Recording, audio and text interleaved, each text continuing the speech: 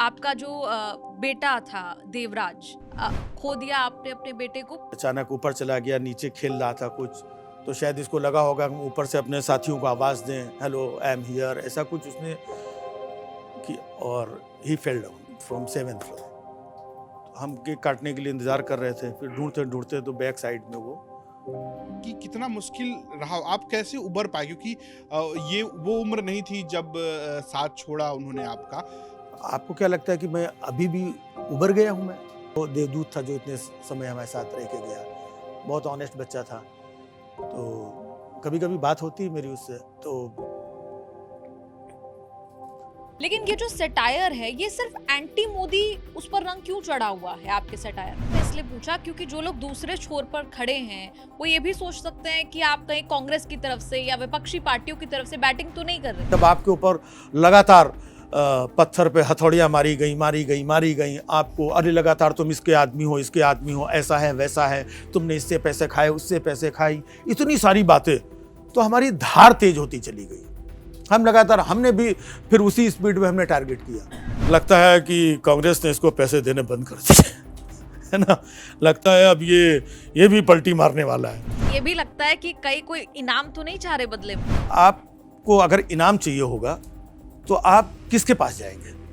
जिसके पास माल है, जिसके पास बड़ी बड़ी गठरियां हैं इनाम की, जिसके पास बहुत कुछ है।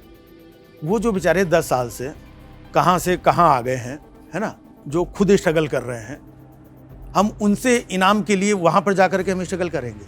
जब हम लोग रील उल देखते हैं कानपुर से जो वायरल हो रही होती है, तो ऐसा लगता है कि कानपुर वाले सुबह नाश्ते में भी गुटखा खाते हैं, दोपहर में खाने में भी गुटखा खाते हैं, रात के खाने के साथ भी गुटखा ही खाते हैं। नहीं, केवल गुटखा नहीं खाते हैं, गुटखा के साथ में भी गुटखा खाते हैं। ऐसा तो नहीं हो सकता ना कि मोदी जी का किया हुआ सब कुछ आपको बुरा लगता हो? बोलता हूँ कि हमने कहा अच्छा मोदी जी रोजगार दे दे, तुम लोग सब अपना झोला और टिफिन और लैपटॉप लेके काम पे चले जाओ, देश के बारे में कौन सोचेगा? खाली मोदी जी सोचेंगे? है, मोदी जी चाहते हैं कि तुम लोग देश के बारे में सोचो, है ना। ये रोजी रोजगार, पैसा, नौकरी, ये क्या है? क्या ये देश से बढ़ के है क्या? मोदी जी के साथ क्या बातचीत होगी आपकी? आप क्या कहेंगे उनको? आपको क्या लगता है? मोदी जी हैं और आप जो देश के लिए, बस आप मोदी जी हैं और आपने जो देश को, मोदी जी बस आप, इससे ज़्यादा हमारे ख्याल से और कोई बोली भी नहीं पाया है। ये सब तो है अपनी जगह, किसी आम कनपुरिये से भी मिलिए हाँ। तो उसका अंदाज वही रहता है कि विधिवत मारेंगे और कौनो मुरव्वत भी ना करेंगे। भी लोग मतलब अबे जाओ यार, हमसे चिकाई ना करो, हम मतलब एक ऐसे टाइमिंग, आंखों के इशारे में उनके ये रहता है मामला। चंबल के डकैतों से बचना आसान है, कानपुर के बकैतों से बचना बहुत मुश्किल का। खासकर एक नाम खूब उभर कर आया है, समय रैना। मतलब कई बार तो ऐसा हुआ हाँ। कि बीप कर दिए गए। इस चीज पे आपको क्या लगता है, जिस तरीके की ये कॉमेडी है कि बिलो द बेल्ट हिट कर देना? हम लोग जैसे ही उम्र में बड़े होते हैं, हमारी पीढ़ी में तो ऐसा होता था, हमारे दौर में। अब आजकल का जमाना, भाई साहब क्या जमाना हो गया है। हमारे जमाने में देश के गृह मंत्री अमित शाह ऐसा करते हुए आपको कभी नहीं दिखते हैं। उनकी कोई ऐसी तस्वीर भी नहीं आती है जहां वह हंसी ठटक्का कर रहे हो। उनको कौन सा चुटकुला सुनाकर आप हंसाना चाहेंगे? कौन सी ऐसी बात पर उन्हें हंसाना चाहेंगे? कई बार जवाब नहीं देना हो तो अरे भैया ऐसे सवाल नहीं पूछे जाते हैं, जा यार कहाँ ऐसे नहीं भैया ये। न्यूज तक के मंच पर आप सबका स्वागत है। आज के जो हमारे मेहमान हैं उन्हें आपने लाफ्टर शोज में देखा होगा। ये वो दौर था जब जोक्स ए पॉलिटिकल होते थे, यानी राजनीति से दूर होते थे। आज के दौर में पॉलिटिकल सटायर होने लगा है। हम न्यूज तक के मंच पर स्वागत करते हैं राजीव निगम जी का। राजीव जी, बहुत बहुत स्वागत है आपका। Thank you so much. ये जो जर्नी पूरी आपने तय की है, जब कॉमेडी अलग तरीके की हुआ करती थी और आज पॉलिटिकल सटायर के फुल फॉर्म में आप नजर आते हैं, आपके बायो में भी लिखा दिखाई देता है सटायरिस्ट और पॉलिटिकल। खास तौर पर मैं देख रही हूँ सोशल मीडिया पर बहुत सारी वीडियोस आपकी फैली रहती हैं। शुरुआत थोड़ा पीछे जाकर करेंगे। कानपुर में आप पले बढ़े, कैसे शुरुआत हुई एक कॉमेडियन के तौर पर? देखिए, मेरी जो शुरुआत हुई वो भी एज ए ह्यूमरिस्ट, सटायरिस्ट, और आप लोगों की जो दुनिया है, न्यूज़ की दुनिया, तो शुरुआती दिनों में मैं न्यूज़पेपर में छोटे छोटे कॉलम लिखा करता था कानपुर में। तो उस वक्त भी मैगज़ीन्स का दौर था, बहुत सारी मैगज़ीन्स आती थी, तो उन मैगज़ीन्स को पढ़ता था।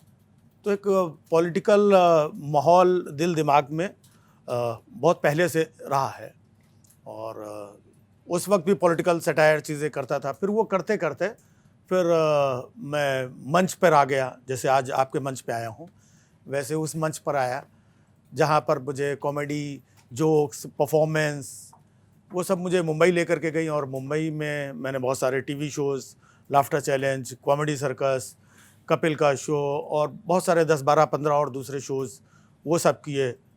और उसके साथ साथ सबसे ख़ास बात एक ये रही कि एक शो आया करता था, आप लोगों को पता होगा, movers and shakers. Shekhar Suman साहब उसको होस्ट करते थे। तो वो शो पॉलिटिकल सटायर का शो था, जिसमें कंटेम्प्रेरी डे टू डे की जितनी भी खबरें होती थी उसके ऊपर जोक्स होते थे, हंसी मजाक होता था, अपने अपने टेक होते थे उस पर, किसी भी न्यूज़ पे। तो वो शो मैंने कई सालों तक लगातार किया और बहुत मज़ा आता था। तो वो एक आदत रही शुरू से। फिर ये जो अभी वाली जो बात है, जो मुझे ट्विटर पे या मेरे वीडियोस के माध्यम से जो लोग देखते हैं, तो लोगों को लगता है कि यार ये बड़ा सटायर और इस तरीके की बातें, सरकार पे टिप्पणी। तो ऐसा नहीं है, ये पुराना ही काम है, लेकिन अब इस तरीके का काम करने वाले बहुत कम लोग बचे हैं। तो वो मेरे वीडियो, मेरी बातें ज़्यादातर इधर उधर दिखाई पड़ती हैं। तो लोगों को लगता है यार ये आदमी बड़ा बोलता रहता है, ये आदमी बड़ा सटायर, बड़ा ये है। तो बहुत सारे लोगों ने इसको करना कम कर दिया है या करना छोड़ दिया है या किन्हीं वजहों से नहीं करते हैं, लेकिन मैं आज भी करता हूँ। तो इसलिए आप लोगों की नज़र में हमेशा मेरे वीडियोस, मेरे कमेंट्स, ट्विटर पे मेरे वन लाइनर्स, तो ये सब नज़र आते हैं। मैं एक बार फिर से इस बात पर आऊंगी, लेकिन उसके पहले थोड़ा पीछे जाएंगे, एक बार आपकी जर्नी की तरफ ही। जी। तब जिस तरह की कॉमेडी होती थी, और आप खुद कह रहे हैं कि आजकल पॉलिटिकल सटायर करने वाले लोग कम हैं या इस तरह की कॉमेडी हो रही है, क्या आपको फासला दिखाई देता है पहले की कॉमेडी में और आज की कॉमेडी में? देखिए, हर चीज़ की एक जर्नी होती है, एक यात्रा होती है। तो शुरुआती दिनों में जैसे हम लोग एक कोई जोक, चुटकुला वो बोलते थे, उसको परफॉर्म करते थे, एक चुटकुले से हंसाते थे। कोई पुराना सा चुटकुला हुआ करता था, फिर कोई दूसरा चुटकुला ढूंढते थे, उसको परफॉर्म करके हंसाते थे। लेकिन दौर जैसे जैसे बदला, फिर क्रिएटिव दौर आया। उन जोक चुटकुलों से निकल करके हमने कुछ क्रिएट करना शुरू किया, ऑब्जर्व करना शुरू किया। तो फिर टीवी पे जब हम लोग परफॉर्म करने लगे, तो टीवी की अपनी एक लिमिटेशंस होती थी कि ये चीज़ बोल सकते हैं, ये चीज़ नहीं बोल सकते हैं। फैमिली के लोग बैठ करके देखा करते थे वो टाइम पे टीवी। अभी तो वैसा दौर नहीं है, लेकिन अभी अगर वैसा दौर नहीं है तो आज के कॉमेडियंस देखिए आप, बहुत सारे जो नए नए कॉमेडियंस आ गए हैं, तो सबने अपने अपने तरीके का एक कंटेंट क्रिएट करना शुरू किया, परफॉर्म करना शुरू किया। तो ये जैसे जैसे दौर बदलता है उसके हिसाब से कॉमेडी भी बहुत कुछ बदली है, और ये परफॉर्मर के ऊपर भी डिपेंड करता है कि कौन किस जॉनरा का परफॉर्मर है।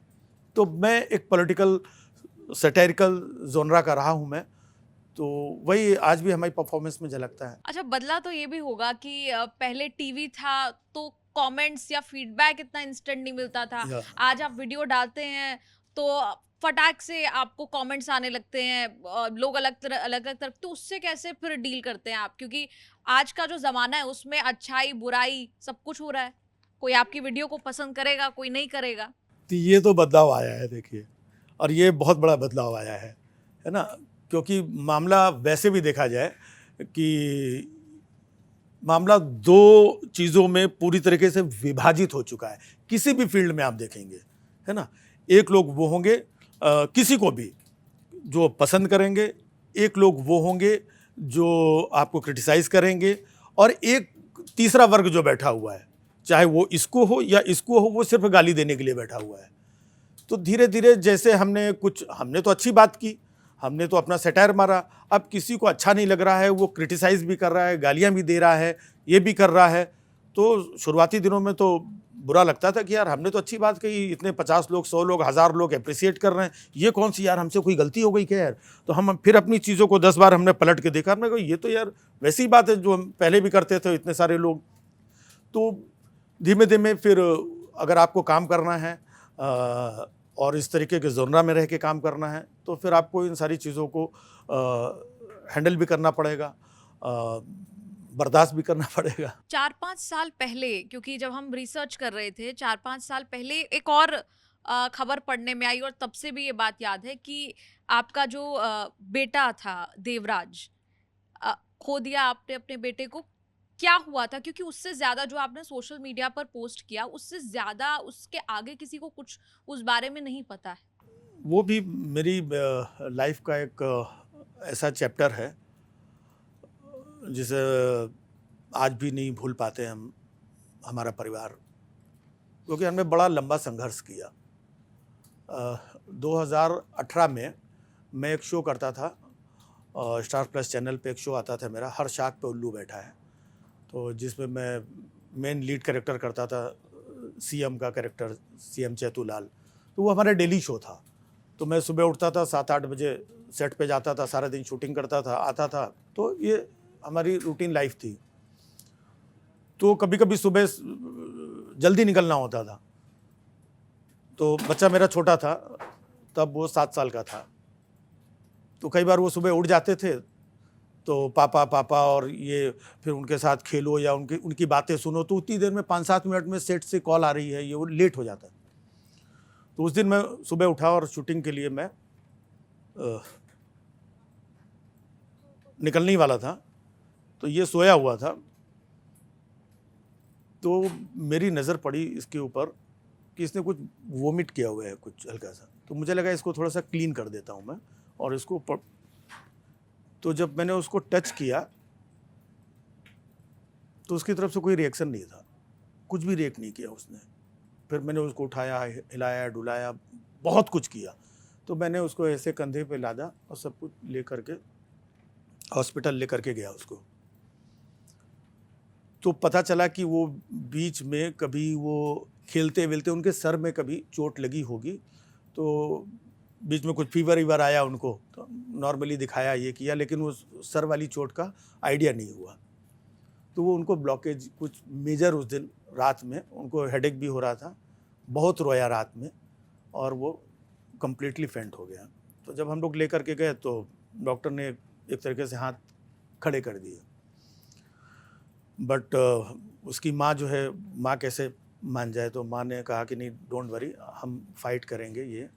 तो वो 3 महीने कोमा में थे, वो 3 महीने कोमा में रहे, स्ट्रगल करके वो वापस आ गए। तो उसमें फिजिकली इतना लंबा कोमा के बाद बॉडी डैमेज हो गई उनकी, और एक नया संघर्ष शुरू हुआ, जो 6-8 महीने, साल भर उनका ट्रीटमेंट, ना उठ पाता था, ना बैठ पाता था, उसका विज़न भी अफेक्टेड हो गया था। बट टचवुड धीरे धीरे मेडिसिन, दवाइयाँ और फिजियोथेरेपी, ये सब करते करते वो उठ के खड़े हो गए, चलने लगे, फिर धीरे धीरे स्कूल जाने लगे। इस पूरे प्रोसेस में हमको 1.5 साल लगा, तो हम लोग खुश थे। लेकिन उसी बीच में ये कोविड आया, तो पैक हो गए घर में। तो अचानक 8 नवंबर 2020 को मेरा बर्थडे होता है उस दिन, तो वो सुबह से बहुत एक्साइटेड थे कि आज पापा का बर्थडे है, हम केक काटेंगे, वही एक्साइटेड होते थे हमारे बर्थडे को लेकर के। तो उस दिन दिवाली का भी टाइम था, बिल्डिंग में कुछ साफ़ सफाई के लिए ऊपर टेरेस किसी ने खोला हुआ था। तो उसके बाद का किस्सा पता नहीं इसको क्या समझ में आया, ये अचानक ऊपर चला गया, नीचे खेल रहा था कुछ, तो शायद इसको लगा होगा कि ऊपर से अपने साथियों को आवाज़ दें, हेलो आई एम हियर, ऐसा कुछ उसने कि, और ही fell down from 7th floor. हम केक काटने के लिए इंतज़ार कर रहे थे, फिर ढूंढते ढूंढते तो बैक साइड में तो वो एक बड़ी लंबी जर्नी रही कि घटना कुछ और थी। 1.5-2 साल हमने उसमें संघर्ष किया और वहाँ से ठीक ठाक होकर के आए, और फिर एक ऐसी घटना से। उस दौरान आपने ये भी कहा कि मैं आर्थिक तंगी से जूझ रहा हूँ, उसी दौरान ये बात आपने कही थी या नहीं? आर्थिक तंगी ने सेंस, मैंने आपको बताया ना कि मैं इतना रनिंग शो कर रहा था, बड़ा शो कर रहा था, तो आर्थिक तंगी जैसा मेरे साथ ऐसा कुछ नहीं था। लेकिन वो हॉस्पिटल में, इतना बड़ा हॉस्पिटल जहाँ पे 4 दिन अगर कोई नॉर्मली कोई एडमिट होता है तो 4 दिन में इतना बजट बन जाता है, वहाँ पर 4 से 6 महीने आईसीयू और बड़े बड़े ऑपरेशंस हो रहे हैं, कभी 5 लाख रुपए, कभी 8 लाख का बिलिंग, 10 लाख का बिलिंग, ये सब हो रहा है। तो हमारे पास जितने पैसे थे वो सब हमने अपने लगा दिए, और हमारे कुछ घर वर भी थे, तो उस वक्त प्रैक्टिकली हमने अपना पैसा लगा दिया, तो भी एक ज़रूरत होती थी। तो इतना करने के बाद में जब लंबा सब खिंचता चला गया और मैं काम भी नहीं कर रहा हूँ, मैंने अपने सारे पैसे दवा इलाज में डाल दिए, तो वो एक दौर था जहाँ पर ये था कि अब आगे के पैसे कैसे आएंगे, क्योंकि अभी और लंबा स्ट्रगल करना है और मैं काम भी नहीं कर पा रहा हूँ, मैं अपने सारे पैसे भी लगे। फिर ये था कि हम अपना कोई, हमारे कुछ घर वर हैं, तो हमने कहा कोई एक आधा फ्लैट बेचेंगे, ये करेंगे। लेकिन कई बार होता था कि कल सुबह आपको इतने पैसे जमा करने हैं, 4 लाख रुपए या 5 लाख रुपए, ये वो, तो वो उस तरीके की बात थी। कई बार होता है कि आप अपने साथियों से कि भाई चलो आज हमको ये हो गया, तो वैसी बात थी। अब मैं फिर आ जाती हूँ, जो आपने शुरुआत में हमने जो बात की सटायर, पॉलिटिकल, जिस तरह की कॉमेडी आजकल हो रही है, लेकिन ये जो सटायर है ये सिर्फ एंटी मोदी, उस पर रंग क्यों चढ़ा हुआ है आपके सटायर?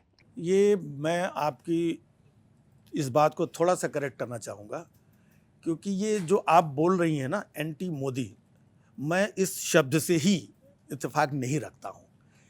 ये ऐसा शब्द है, ये किसने क्रिएट किया मुझे पता नहीं, आप तक आपकी ज़ुबान में कहाँ से आया मुझे पता नहीं, और भी लोग बोलते हैं, ये कहाँ से आया और क्यों आया।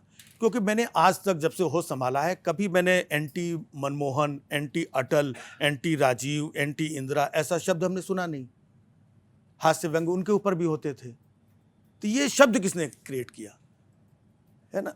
तो जब मैं इस चीज़ से ही नहीं, वो देश के प्रधानमंत्री हैं, इससे पहले भी प्रधानमंत्री के ऊपर हास्य व्यंग कटाक्ष सब कुछ होता रहा है, वही आजकल भी हो रहा है, और पहले काफ़ी लोग किया करते थे, शायद कॉमन था, और अब कुछ लोग करते हैं, और एक ये शब्द उछाल दिया एंटी मोदी। क्यों एंटी? वो हमारे देश के प्रधानमंत्री हैं, और being a satirist, being a humourist, being a political satirist, being a citizen, ये हमारा राइट, हमारा हक है कि हम अपने लेवल पे अपनी बात जो हम पिछले कई सालों से करते आए वही हम अभी भी कर रहे हैं। तो ये पता नहीं कहाँ से ये चीज़ें बना दी गई हैं एंटी मोदी, तो मैं इस शब्द से ही मुझे जमता नहीं है ये शब्द।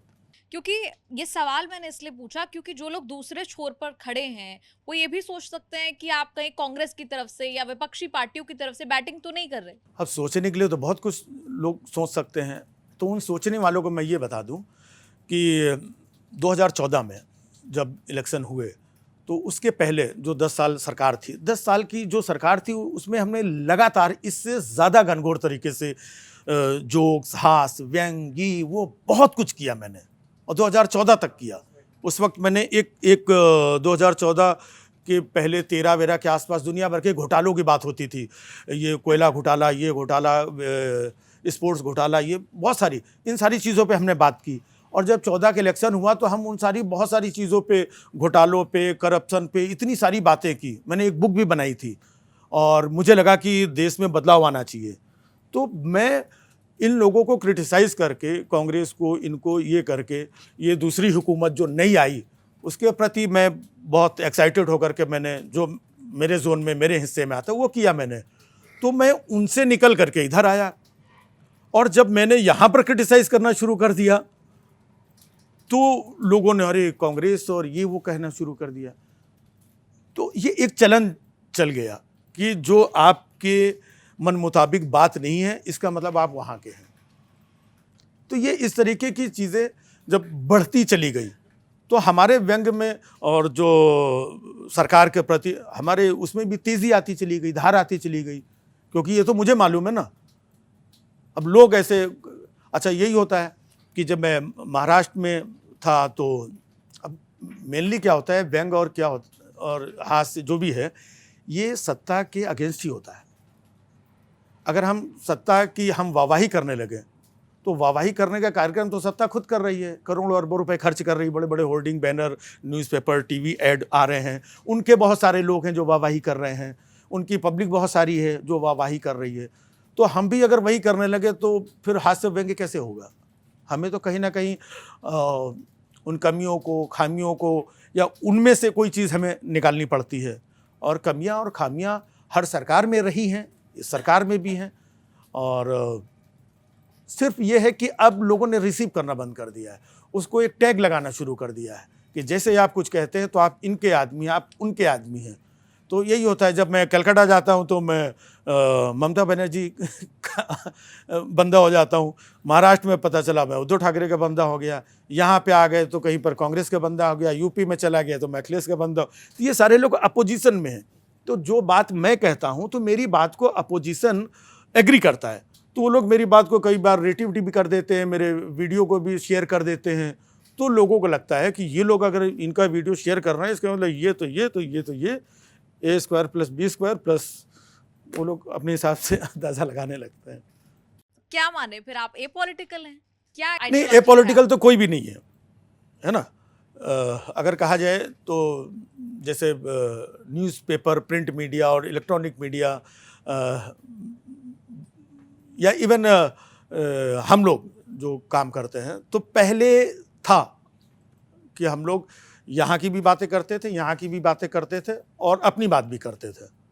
लेकिन अब ये है कि धीरे धीरे जैसे बढ़ता गया, जब आपके ऊपर लगातार पत्थर पे हथौड़ियाँ मारी गई, आपको अरे लगातार तुम इसके आदमी हो, ऐसा है वैसा है, तुमने इससे पैसे खाए, उससे पैसे खाई, इतनी सारी बातें, तो हमारी धार तेज होती चली गई। हम लगातार, हमने भी फिर उसी स्पीड में हमने टारगेट किया कि भाई जब आप लोग कुछ भी कह रहे हो, लेकिन अच्छी बात यह है कि जब आप अपनी आत्मा को, अपने आप को जानते हैं, जब आप अपने आप में स्ट्रांग होते हैं, तभी ये बातें कर सकते हैं। जिस दिन आपने किसी वजह से अगर ये काम करना शुरू किया तो आपकी लेखनी उस दिन टेढ़ी हो जाएगी, आपकी सोच उस दिन गड़बड़ हो जाएगी, आप किसी के लिए काम करने लगेंगे।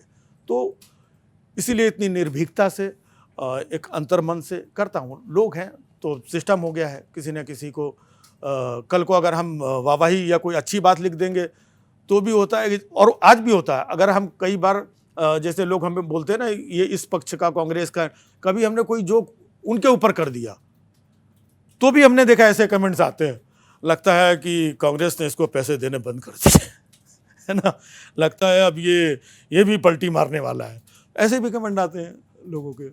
तो है, लोग बोलते हैं। जो अभी करंट डिस्पेंसेशन है, मौजूदा सरकार है, पसंद है वो आपको? देखिए, पसंद और नापसंद वाली कोई बात ही नहीं होती। ये एक लफ्ज़ में हाँ या ना में नहीं बयां किया जा सकता है। बहुत सारे मसले हैं जो हर सरकारें अपनी तरफ से प्रयास करती हैं, अच्छा प्रयास करती है। इस सरकार ने भी कई काम अच्छे किए हैं, लेकिन हम उन चीज़ों पे बात करते हैं जो अच्छे नहीं हैं, या जिन चीज़ों की वजह से कॉमन मैन प्रभावित हो रहा है, हम उन चीज़ों पे बात करते हैं। जो काम अच्छे हैं उसके लिए मैंने पहले भी बताया, उसके लिए अरबों खरबों रुपए का बजट है, फुल पेज न्यूज़ ऐड है, ये ऐड है, प्रमोशन है, फ़ोटो है ना, वैक्सीन है, जहाँ कहीं भी चिपक सकती है, यहाँ लटक सकती है, तो हर जगह लटकी रही है फ़ोटो। तो वो बातें मुझे बोलने की ज़रूरत नहीं है। इसीलिए आपसे सवाल पूछ रहे हैं, क्या नापसंद है? चलिए वो बता दीजिए। नहीं, नापसंद नहीं है, वही मैंने बोला कि एक शब्द में नहीं कहा जा सकता। तो जैसे कुछ चीज़ें अच्छी हैं और कुछ चीज़ें अच्छी नहीं हैं, तो हम उन बातों को बोलते हैं जो अच्छी नहीं हैं, ज़्यादा तो उन बातों को। कौन सी अच्छी नहीं है बातें? जैसे मैं अगर अपनी बात करूं तो हम कलाकार हैं, और अभी मेरा एक वीडियो बीच में काफ़ी ट्रैवल कर रहा था इधर उधर, पुराने जब मैं टीवी करता था, कॉमेडी सर्कस वगैरह, तो मैंने मनमोहन सिंह जी का गेटअप लेकर के, अच्छा, गेटअप लेकर के मैंने पूरा कंटेंट किया, और लोगों ने जो ठहाके लगाए, जो हंसा, और जो एप्रिसिएशन मिला मुझे, और इस तरीके के बहुत सारे कंटेंट, मैं आपको कुछ कंटेंट अभी शेयर भी करूंगा। ऐसे जो कंटेंट जो अगर आप आज सुनेंगे तो आपको लगेगा जो आज मैं कर रहा हूं इससे कई गुना ज़्यादा धारदार कंटेंट था, ज़्यादा सीधा प्रहार था, लेकिन वो आपको याद नहीं है, समय बदल गया है। तो तब किया, और अब मैं नहीं कर पाता हूं। मैं आज जब मैं किसी मंच पे जाता हूं, शो पे जाता हूं, तो पीछे आ जाते हैं, सुने ये कुछ पता नहीं, कोई कुलकुल कुलकुल करके ऐसा चला जाता है। टीवी पे जो काम हम करते थे, तो टीवी पे वो काम ही खत्म हो गया, कोई शो नहीं है टीवी पे। और टीवी से कॉमेडी खत्म हो गई है, क्योंकि कॉमेडी में बहुत सारी बातें होती हैं और कॉमेडी सिर्फ हंसाने के लिए होती है। कॉमेडियन का कभी मकसद नहीं होता किसी को हर्ट करे, किसी को जलील करे या किसी टारगेट करे, कभी नहीं होता। तो ये सारी चीज़ें सब बंद सी हो गई, तो अंदर से एक घुटन सी होती है कि यार जो पहले हम करते थे, हम तो प्रधानमंत्री जी के बारे में, इसके बारे में, उसके बारे में हास्य व्यंग सब होता था, सब बंद कर दिए गए रास्ते। घुटन होती है लाइव मंच पे, आप ये नहीं बोल सकते, आप ये नहीं बोल सकते हैं। कई बार ये होता है, जैसे मैंने आपको बताया कि हमारे बहुत सारे सिर्फ एंटरटेनमेंट वाले शोज़ होते हैं, कॉर्पोरेट शो सीधे होते हैं, जहाँ पे मैं जा कर के अपनी मिमिक्री कंटेंट जो हंसाता हूँ, वहाँ पर पॉलिटिकल कोई चीज़ नहीं है। लेकिन लोगों ने मान लिया है कई जगह कि भाई इसको मत बुलाओ, कई जगह मेरे नाम से ही मेरे शोज़ कैंसिल हो जाते। तो ये सब जो माहौल बना है ना, ये अच्छा नहीं है देश के लिए। ऐसी बहुत सारी बातें हैं जिसकी वजह से मैं क्रिटिसाइज़ करता हूँ, जिसकी वजह से मुझे पसंद नहीं है। और दूसरी चीज़, पहले हम देखा करते थे देश में कहीं पर कोई बड़ी घटना होती थी किसी भी तरीके की, तो वहाँ पर प्रधानमंत्री आकर के खड़े होकर के निंदा करते थे कि नहीं, हमारे देश के नागरिकों के साथ ऐसा नहीं होना चाहिए, ये गलत है। कोई भी घटना होती थी तो पिछले कुछ सालों से हमने देखा बड़ी बड़ी घटनाएं हुई, कहीं लिंचिंग हुई, कहीं पर कुछ हुआ, कहीं पर कुछ हुआ, जहाँ पर मुझे लगता है कि अगर प्रधानमंत्री जी आकर के एक मैसेज देंगे तो उनका मैसेज बड़े लेवल पर जाता है, लोग रिसीव करते हैं, है ना, ताकि लोगों के अंदर जो कहीं पर भी एक नफरत, ये वो जो डिस्टर्बेंस है, अगर प्रधानमंत्री जी बड़े मंच से आकर के इस बात को लगातार बोलते रहें तो ये जो बाहर का माहौल है वो काम हो सकता है। लेकिन मैंने उनको ऐसे मौके पे बोलते नहीं देखा, इसलिए मुझे लगता है इसका सबसे बड़ा उदाहरण विपक्ष की तरफ से दिया जाता है मणिपुर। हाँ, बार बार यही कहा जाता है, संसद में कहा गया कि मणिपुर पर क्यों चुप हैं, साल बदल गया लेकिन मणिपुर पर क्यों चुप्पी है। आप भी इत्तेफाक रखते हैं इस नहीं बात से? इत्तेफाक देखिए, मैं तो एक नॉर्मल आदमी हूँ, मुझे तो पॉलिटिकल और पॉलिटिक्स अंदर कहाँ क्या चलता है मुझे पता नहीं। लेकिन मुझे क्या, ये आपको भी लगेगा, अगर मणिपुर हमारे देश का एक हिस्सा है ना, और वहाँ पे जो कुछ भी हो रहा है, मुझे भी पूरी तरीके से डिटेल में नहीं पता, जितना न्यूज़ खबरों में इधर उधर देखते हैं उतना पता है, लेकिन अगर कहीं पर ऐसी घटना हो रही है तो मुझे ऐसा लगता है कि देश के प्रधानमंत्री को वहाँ पर जा कर के बोलना चाहिए, वहाँ के लोगों को हक करना चाहिए और वहाँ पे जाके लोगों को हौसला देना चाहिए। तो कम से कम आज जो विपक्ष के लोग बहुत सारे क्रिटिसाइज़ कर रहे हैं, एक तो उनका मुंह बंद होगा, और जो वहाँ की आवाम है जो इस दुख दर्द को, परेशानी को झेल रही है, उनका भी कष्ट थोड़ा सा कम होगा कि नहीं, हमारे देश के प्रधानमंत्री हमारे साथ देखिए ऐसे खड़े हुए हैं। और लोगों को जो भरोसा दिलाया गया था कि नहीं, एक ऐसा प्रधानमंत्री जो लोगों के सुख दुख चीज़ें अपना, सबका साथ सबका विकास, तो जब इतने लंबे समय के बाद अगर वो नहीं जाते हैं तो नो डाउट उनके कोई पर्सनल रीज़न होंगे, पॉलिटिकल रीज़न होंगे, जो भी होगा, लेकिन एज ए सिटीज़न मुझे तो ये लगता कि वो नहीं गए, उन्हें जाना चाहिए। वहाँ के नागरिकों को भी लगता होगा। तो ऐसी बातें, अब यही बात मैं बोल रहा हूँ, यही बात अपोजिशन के या कांग्रेस के लोग बोल देते हैं, तो लोगों को लगता है ये दोनों एक हैं। सिर्फ इतना है। ये भी लगता है कि कई कोई इनाम तो नहीं चाह रहे बदले में, किस तरीके के नाम? पॉलिटिकल लैंडस्केप में टिकट हो गई। ये देखिए, अब यही होता है कि जो बहुत सारे लोग बोलते हैं कि मुझे या मेरे तरीके के जो दूसरे लोग हैं कि पैसा ले लिया या इनाम, या तो इनाम लेने के लिए आपको अगर इनाम चाहिए होगा तो आप किसके पास जाएंगे? जिसके पास माल है, जिसके पास बड़ी बड़ी गठरियाँ हैं इनाम की, जिसके पास बहुत कुछ है। वो जो बेचारे 10 साल से कहाँ आ गए हैं, है ना, जो खुद स्ट्रगल कर रहे हैं, हम उनसे इनाम के लिए वहाँ पर जा कर के हम स्ट्रगल करेंगे। आज सरकार में जिनको इनाम चाहिए था, आप देखो हमारे साथ के बहुत सारे कलाकार हैं, बहुत सारे लोग हैं, वो इनाम उनको मिला, वो अपनी चीज़ें कहाँ से कहाँ आ कर के, तो इनाम वहाँ पर है, सम्मान वहाँ पर है, पद वहाँ पर है, सब कुछ वहाँ पर है। तो फिर मैं कौन से इनाम के लिए कहीं जा कर के ऐसी जगह जाकर भटकूंगा? टिकट और ये वो, भाई यहाँ पे तो सब कुछ है, और वहाँ से भी मेरी कोई बुराई थोड़ी है उनके साथ। मैं बहुत सारे जो सत्ता पक्ष के लोग, वो हमारे मित्र हैं, हमारे साथी हैं, उनके साथ पहले बहुत सारे कार्यक्रम किए हैं, तो बहुत कुछ है। तो ये तो लोगों का कहना है, इनाम। और अगर इनाम या ऐसी किसी लालच में अगर ये काम किया जाए तो ये काम हो नहीं सकता है। ये सब कुछ आदमी अपना घर फूक तमाशा जो देख सकता है, अपना सब कुछ लुटा करके, कहते हैं ना कि जलाकर अपना नशेमन, मैं खुद पे हंसता हूँ, मजाक खुद का उड़ाना कोई मजाक तो नहीं। तो हमारा तो जब मजाक भी हमारा मजाक उड़ाया जा रहा है, हमारे बारे में बहुत कुछ कहा जा रहा है, हम बर्दाश्त करते हैं। और क्यों बर्दाश्त कर रहे हैं? क्योंकि हम अपने अंदर से हक की और सच्चाई की वो बात कहते रहे, बोलते रहे। जिस दिन इनाम की लालसा या मंशा चीज़ आ जाएगी तो शायद ये काम उतनी धारदार तरीके से नहीं हो पाएगा। राजू भाई, आप ऐसे ही धारदार करते रहें व्यंग और मजाक करते रहें राजनीति का। हमारी शुभकामनाएं हैं ये और धारदार होता रहे। इनाम की ख्वाहिश होनी भी नहीं चाहिए एक व्यंगकार को। बात आगे बढ़ाते हैं। आप कानपुर से हैं तो पहला सवाल कानपुर से ही लूँगा कि जब हम लोग रील उल देखते हैं कानपुर से जो वायरल हो रही होती है तो ऐसा लगता है कि कानपुर वाले सुबह नाश्ते में भी गुटखा खाते हैं, दोपहर में खाने में भी गुटखा खाते हैं, रात के खाने के साथ भी गुटखा ही खाते हैं। यही कानपुर की छवि बनती है और ये छवि आप ही के बिरादरी के लोगों ने बनाई हुई है। क्या कानपुर में केवल गुटखा ही खाते हैं लोग? नहीं, केवल गुटखा नहीं खाते हैं, गुटखा के साथ में भी गुटखा खाते हैं है ना। और कहीं पर अगर कोई चीज़ वायरल होती है तो उसके पीछे कहीं ना कहीं कोई ना कोई सच्चाई ज़रूर होती है। हमने कहा कानपुर में कोई छोटा बड़ा नहीं है, सब लोग समान हैं। मतलब चाहे वो एक बड़ी सी गाड़ी से, मर्सिडीज से आदमी चल रहा हो या एक स्कूटर से चल रहा हो, है ना।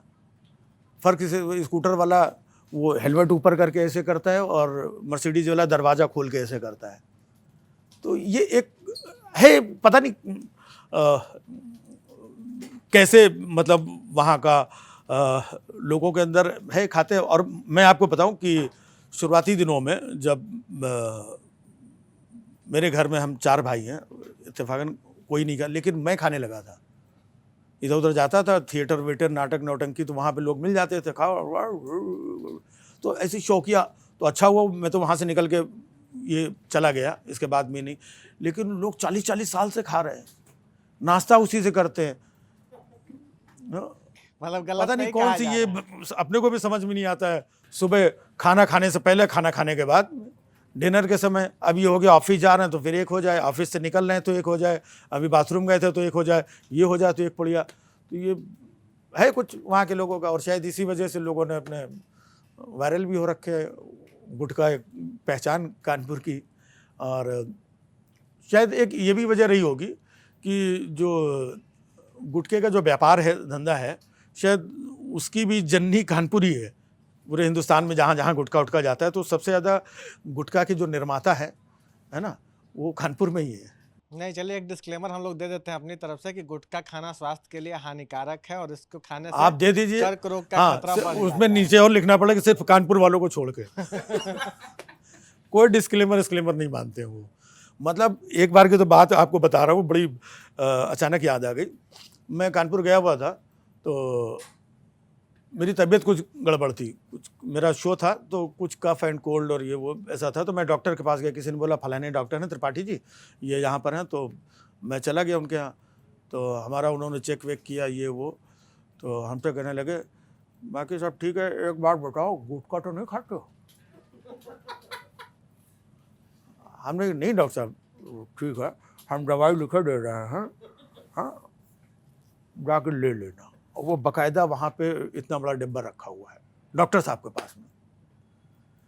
तो है वो रंगत है वहाँ की, अपना लोग मौज लेते हैं, खाते हैं। चलिए कानपुर की मौज कायम रहे। मेरा अगला सवाल ये कि ऐसा तो हो नहीं सकता है ना कि जैसे एंटी मोदी शब्द आप कह रहे हैं कहाँ से आया, तो चलिए इस शब्द का मैं इस्तेमाल नहीं करूँगा। तो लेकिन ऐसा तो नहीं हो सकता ना कि मोदी जी का किया हुआ सब कुछ आपको बुरा लगता हो? कोई एक चीज़ तो अच्छी लगती मैंने कभी होगी, कहा ही नहीं। उसको मोदी जी के स्टाइल में जो चीज़ आपको अच्छी लगती है हमारे दर्शकों को बताइए। मैंने कभी कहा ही नहीं कि मुझे उनकी सारी चीज़ें बुरी लगती हैं, है ना, या कुछ चीज़ें अच्छी नहीं लगती हैं। अब जैसे रोज़गार से संबंधित जो भी बातें हैं, है ना, कि जब 2014 में आए थे वो, तो उन्होंने बोला था कि हर साल भाइयों बहनों 2-2 करोड़ रोज़गार दिए जाएंगे। फिर पता नहीं, लोग बोलते कि नहीं मिले, अब लोग ही जाने। तो अक्सर लोग बात भी करते हो कहाँ गए 2 करोड़ रोज़गार, कहाँ गए 2 करोड़ रोज़गार। तो मैं बोलता हूँ कि हमने कहा अच्छा मोदी जी रोजगार दे दें, तुम लोग सब अपना झोला और टिफिन और लैपटॉप लेके काम पे चले जाओ, देश के बारे में कौन सोचेगा? खाली मोदी जी सोचेंगे? है तो मोदी जी चाहते हैं कि तुम लोग देश के बारे में सोचो, है ना। ये रोजी रोजगार, पैसा, नौकरी, ये क्या है? क्या ये देश से बढ़ के है क्या? तो मोदी जी देश के बारे में मतलब सोचते हैं। बहुत सारे, अब जैसे उन्होंने 3 तलाक ख़त्म किया, है ना, उनकी सरकार ने, तो ये भी अच्छा काम किया, उन्होंने ख़त्म किया। क्योंकि मेरा मानना है कि जो काम बगैर तलाक बोले हो सकता है, उसके बारे में हमारे युवाओं की 3-3 बार एनर्जी क्यों वेस्ट करना? तो बहुत सारे काम उन्होंने मतलब अपने लेवल पे अच्छे किए हैं और लोगों के लेवल पे भी अच्छे किए हैं। और ये है कि कुछ काम जो लोगों को लगते हैं कम और हो जाए, जैसे काला धन है, देखिए, है ना। तो एक टाइम पे आने वाला था, फिर बाद में पता चला कि आया तो नहीं, लेकिन फिर यहाँ से फिर जाने भी लगा, क्योंकि वहाँ पे जो काला धन बताया जाता था, जो भी था, उसका 3 टाइम हो गया। तो ऐसे सवाल आते हैं हमारे पास कि ये सब बोला गया तो क्या हुआ उस बात का? दोबारा कम से कम जिक्र तो करो, उसके बारे में कोई पूछो, कोई जवाब तो दो एक आम जनता को, क्योंकि आम जनता को ही बोला गया था कि नहीं वो काला धन आ जाएगा, ऐसे नहीं होता, आप फाइव बनो, ये काला धन आएगा तो सबको उठेगा। तो अब वो बातें कुछ करिए। तो जो बातें हुई हैं, तो वही मैंने बोला, जो अच्छे काम किए हैं, है ना, तो उसका जिक्र करने की ज़रूरत नहीं, क्योंकि सबको मालूम है अच्छा, और मैं उस पर क्रिटिसाइज़ भी नहीं कर रहा हूँ, कोई कमेंट भी नहीं कर रहा हूँ। जब किसी अच्छे काम पे मैं क्रिटिसाइज़ करूँ मैं, तो ये हो, जैसे कश्मीर का जो मामला था 370, मैंने उसके बारे में कभी कोई बात नहीं की। वो मेरा जोन भी नहीं हो, शायद वो अच्छा ही हुआ। और उसके बाद से भी मैं तो गया नहीं कश्मीर, बीच में एक बार गया था, तो अभी तो नहीं गया कई सालों से। तो वो अच्छा है, कोई बुराई नहीं है। और भी ऐसी बहुत दूसरी चीज़ें हैं, कुछ डेवलपमेंट है। अभी देखिए यहाँ पर पास में ये जेवर एयरपोर्ट बनना है, हमारे बाकी यूपी में बहुत सारे एयरपोर्ट बन गए, बहुत सारे हाईवेज बन रहे हैं। मुंबई में अटल सेतु बन गया, कोस्टल रोड बन गया। तो ये सारी चीज़ें इन्हीं की सरकार के दरमियान हो रही हैं, तो ये अच्छी चीज़ें हैं। अब ये हमारे बोलने के लायक तो नहीं है, यहाँ पर आपने बात की तो मैंने ये भी बता दी।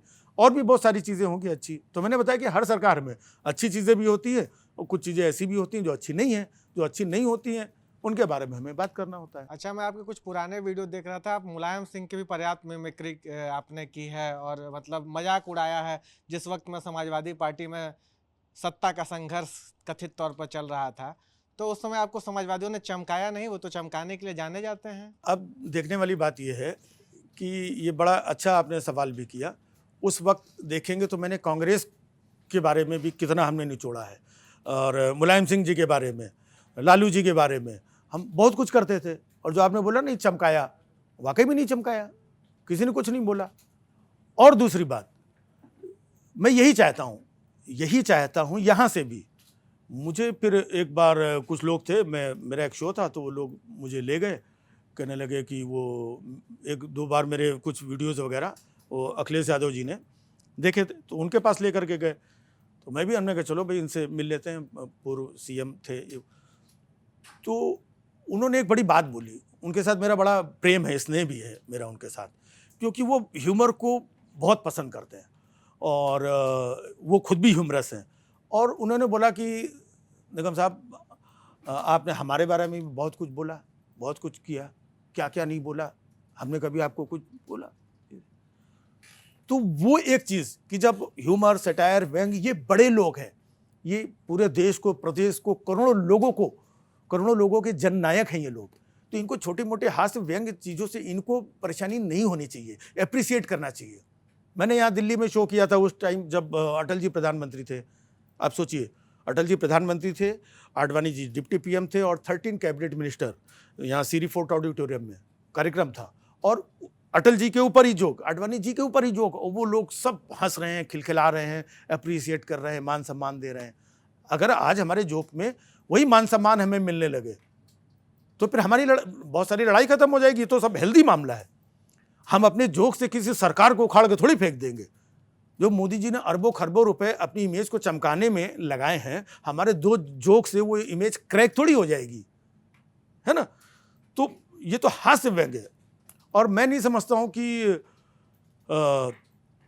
जो बड़े लोग हैं, कई बड़े लोगों से अपनी ऐसे कोई डायरेक्ट हमारी मुलाकात नहीं रही, लेकिन कई लोग वो एंजॉय करते हैं।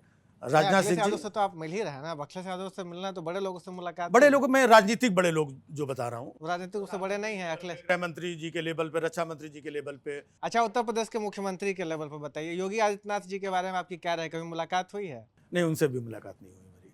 उनके बारे में क्या सोचते हैं आप? हाँ, मेरा हमेशा से ये रहा है कि जो लोग पहले भी, जो आपने बोला ना कि मुलायम सिंह जी के बारे में था, वो लोग सत्ता में थे, तो जो लोग सत्ता में रहते हैं, पदों में हैं बड़े, तो मेरी कोशिश एक अंदर से, एक नेचुरल, एक ऑर्गेनिक वे है मेरा कि मैं उस वक्त उन लोगों से ऐसे अचानक टकरा जाऊँ अलग बात है, लेकिन वो मिलने की ये नहीं रहती है।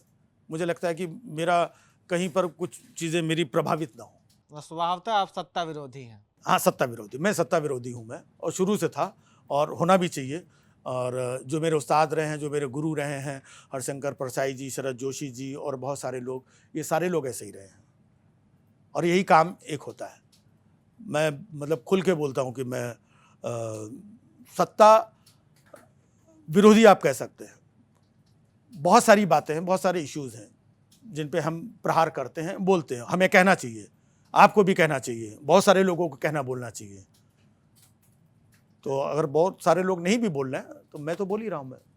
अब बाकी व्यक्तिगत हमारा किसी से कोई बैर भाव होने का सवाल ही नहीं। योगी जी के बारे में आपकी कोई राय तो होगी ना? योग राय इन द सेंस कि मुझे कभी कभी ऐसा लगता है, मेरा पर्सनल ये मानना है कि योगी जी बहुत अच्छे मुख्यमंत्री हैं और सेकेंड टर्म है उनका, काफ़ी उन्होंने भी काम किया है। लेकिन कभी कभी जो मुझे लगता है कि कहीं ना कहीं, चूँकि उत्तर प्रदेश से कितना बड़ा है, इतनी जाति धर्म संप्रदाय के लोग रहते हैं, तो कहीं ना कहीं जो योगी जी एक, चूँकि वो संत हैं, योगी हैं, तो एक धर्म को प्रतिनिधित्व करते हैं। ये चीज़ मुझे कभी कभी ऐसा लगता है, जो कि एक मुख्यमंत्री या एक बड़े पद पे एक पूरी तरीके से धर्मनिरपेक्ष व्यक्ति, क्योंकि वहाँ पर पहुँच करके वो सारा चोला आप अटायर हो सकता है, लेकिन वो एक शिकवा शिकायत लगता है कि कभी एक धर्म के प्रति इनका झुकाव ज़्यादा है। वो आई थिंक वो चीज़ थोड़ा सा मुझे ये लगती। बाकी अदरवाइज़ वो बहुत ईमानदार आदमी हैं, उनके ऊपर कभी कोई करप्शन के चीज़ों के, ऐसी चीज़ों के चार्जेस नहीं लगे। उनके आसपास के जो लोग मिलते हैं, इससे पहले की बहुत सारी सरकारें हैं जहाँ पर करप्शन के, भ्रष्टाचार के चीज़ों के तरह तरह के आरोप लगते हैं, बट उनके ऊपर कोई नहीं लगा सकता है। और बाकी ठीक है, योगी जी के बारे में जब मुद्दे आते हैं तो उन मुद्दों को मैं क्रिटिसाइज़ करता हूँ, कोई बात सामने आती है जब। बाकी व्यक्तिगत उनके साथ ऐसा कुछ ही नहीं है। राजीव भाई, ये सत्ता विरोधी वाली बात पे मुझे काशीनाथ सिंह का एक नॉवल है बड़ा मशहूर, काशी का 80, उसमें एक जगह वो लिखते हैं कि फलाने साहब हमेशा विपक्ष में रहे, विपक्ष तो फिर भी कभी कभी सत्ता में आया, लेकिन वो तब भी विपक्ष वो में रहे। बस बस बस बस मुझे लगता है आप ही को सोच के उन्होंने लिखा होगा। हाँ, नहीं, मुझे सोच के नहीं लिखा, वो सब सोच करके मैं जीता हूँ मैं। तो अगर आप देखेंगे, अगर मेरा इस तरीके से कुछ होता तो मैं पिछले 30-35 सालों से यही काम कर रहा हूँ। और आप उठा के देख लें, क्योंकि मुझे इधर रह के काम करने में मज़ा आता है, अच्छा लगता है, और यहाँ से ही हमको कंटेंट और मटेरियल मिलता है। जब कोई सत्ता में चला गया तो चला गया, कल तक तो यहाँ था, फिर तो वो रफू करेगा, मैनेज करेगा, उसका एक अलग चीज़ें होंगी, फिर तो मामला अलग हो गया। अभी मैं एक चीज़ शेयर करना चाहता हूँ आप लोगों के साथ, जो तब की बात है जिससे आपको समझ में आएगा। 2010 वर्ष की बात है, 9-10 की बात है। उस वक्त UPA 2 की गवर्नमेंट चल रही थी और ये था कि कुछ मामला इनका ये चल रहा था, कई दलों से मिली हुई थी, तो भोज का आयोजन किया गया था कि सरकार बचाने के लिए। तो उस वक्त ये भ्रष्टाचार, वो भ्रष्टाचार, तो मैंने एक गिनती लिखी थी, राजनीतिक गिनती। उस दरमियान मेरा जो ऑब्जर्वेशन था, 1 नंबर की पार्टी, 2 नंबर के लोग, और याद रखिए ये तब की बात है 2009-10 की। 1 नंबर की पार्टी, 2 नंबर के लोग तिरंगे के नीचे बैठ के 4 लोगों के सामने पंचवर्षीय योजना बनाते हैं। 1 से 10 तक गिनती है पूरी। 1 नंबर की पार्टी, 2 नंबर के लोग तिरंगे के नीचे बैठ के 4 लोगों के सामने पंचवर्षीय योजना बनाते हैं और 6 हिस्सों को 7 लोगों में बांटने का प्रयास करते हैं। 8वां उठ के खड़ा हो जाता है, 9वां समर्थन खींच लेता है और 10 जनपथ में सन्नाटा छा जाता है। ये उस दौर की बात है। ऐसी बहुत सारी चीज़ें हैं जो मौजूदा हुकूमत थी उनके बारे में। तो यही होता है। इससे पहले 2014 के पहले मैंने बीजेपी को कब क्रिटिसाइज़ किया, कहाँ किया?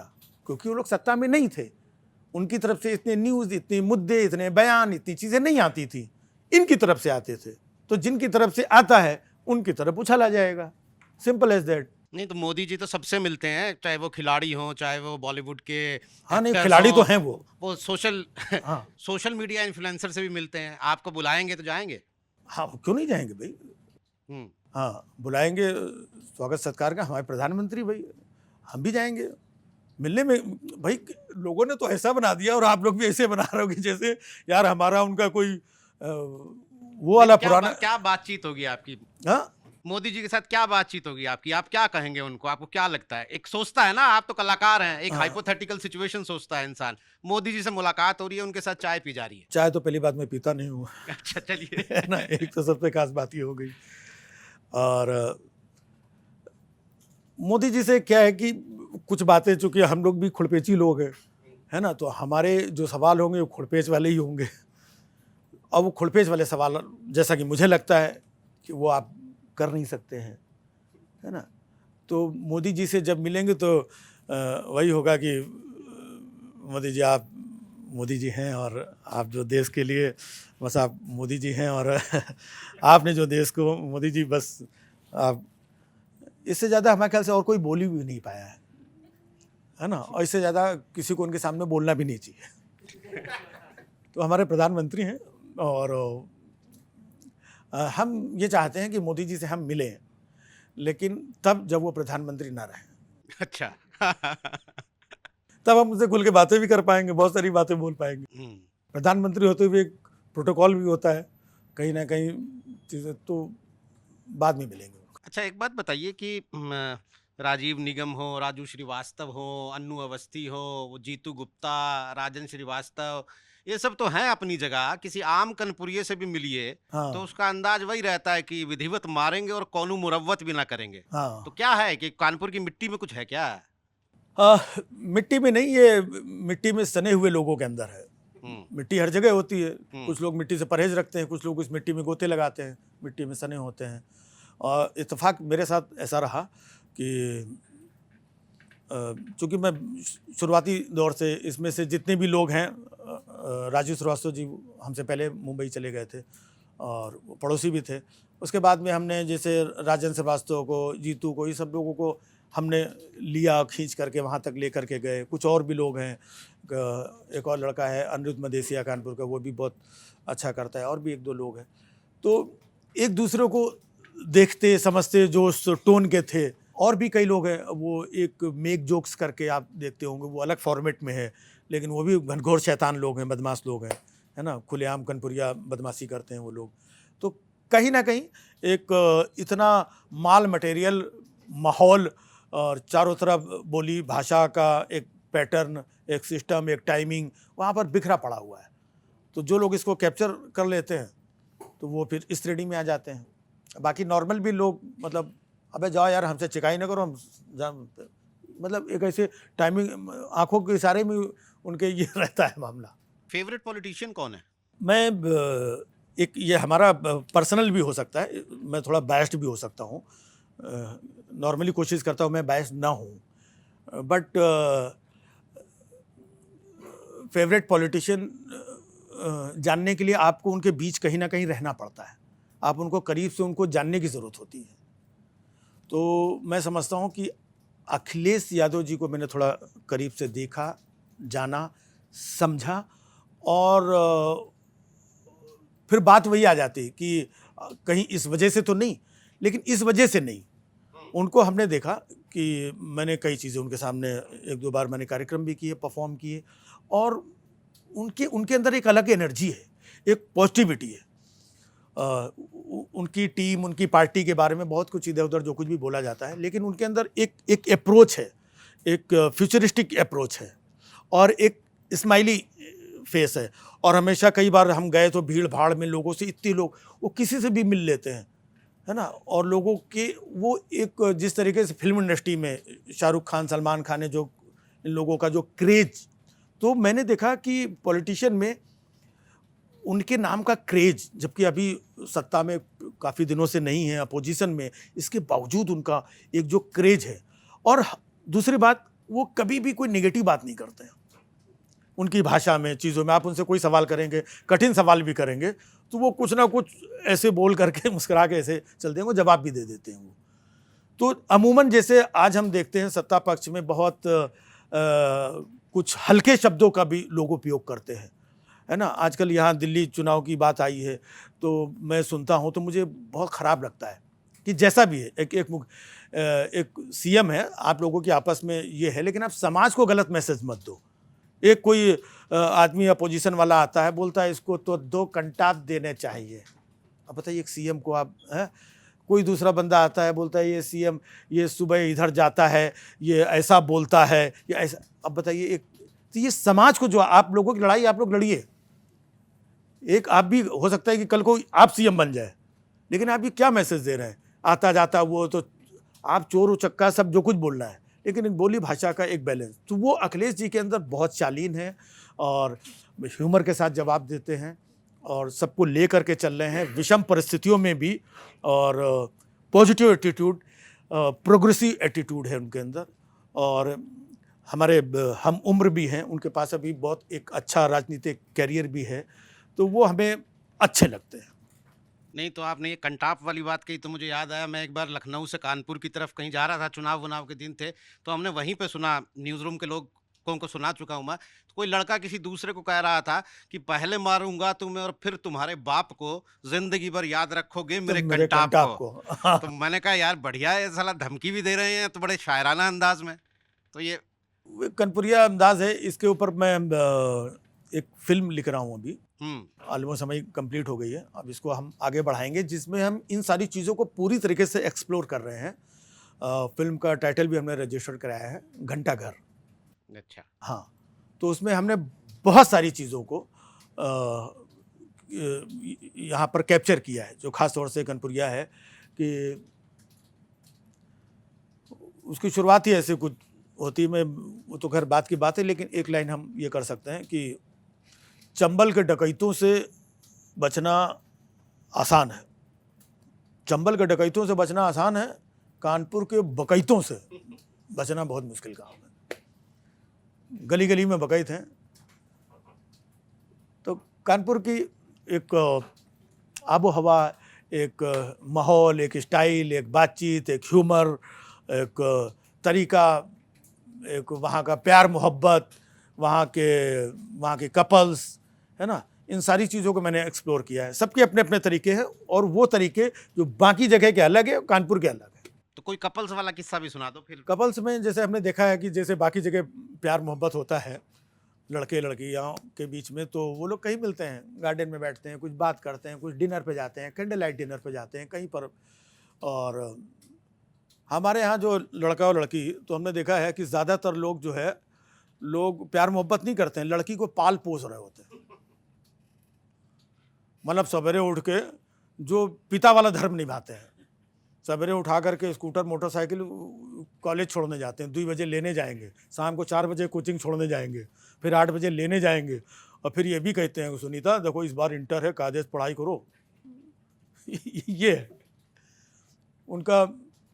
और सुनीता भी वैसी होती है ना, मतलब खाने पीने के भी मामला, और बाहर जैसे निकले तो इनको बाकी प्यार मोहब्बत चीज़ें अपनी जगह पर है, खाना पीना बड़ा इंपॉर्टेंट रहता है। और सुनीता बताओ क्या खाओगी? हाँ, शुक्ला का डोसा खाओगी, प्रकाश की कुल्फी खाओगी। तो सुनीता भी बोलती है पहले प्रकाश का डोसा खाएंगे, अब बाद में शुक्ला की कुल्फी खाएंगे दोनों चीज़ है। बहुत मोहब्बत में गुटखा वादक नहीं बन जाता है? शायद कई जगह नहीं भी बनता होगा, शायद जोड़ियाँ भी इसी वजह से बनती होंगी। यार सुनीता एक गुटखा दो जरा। तो पता चला सुनीता भी रखे रही थी।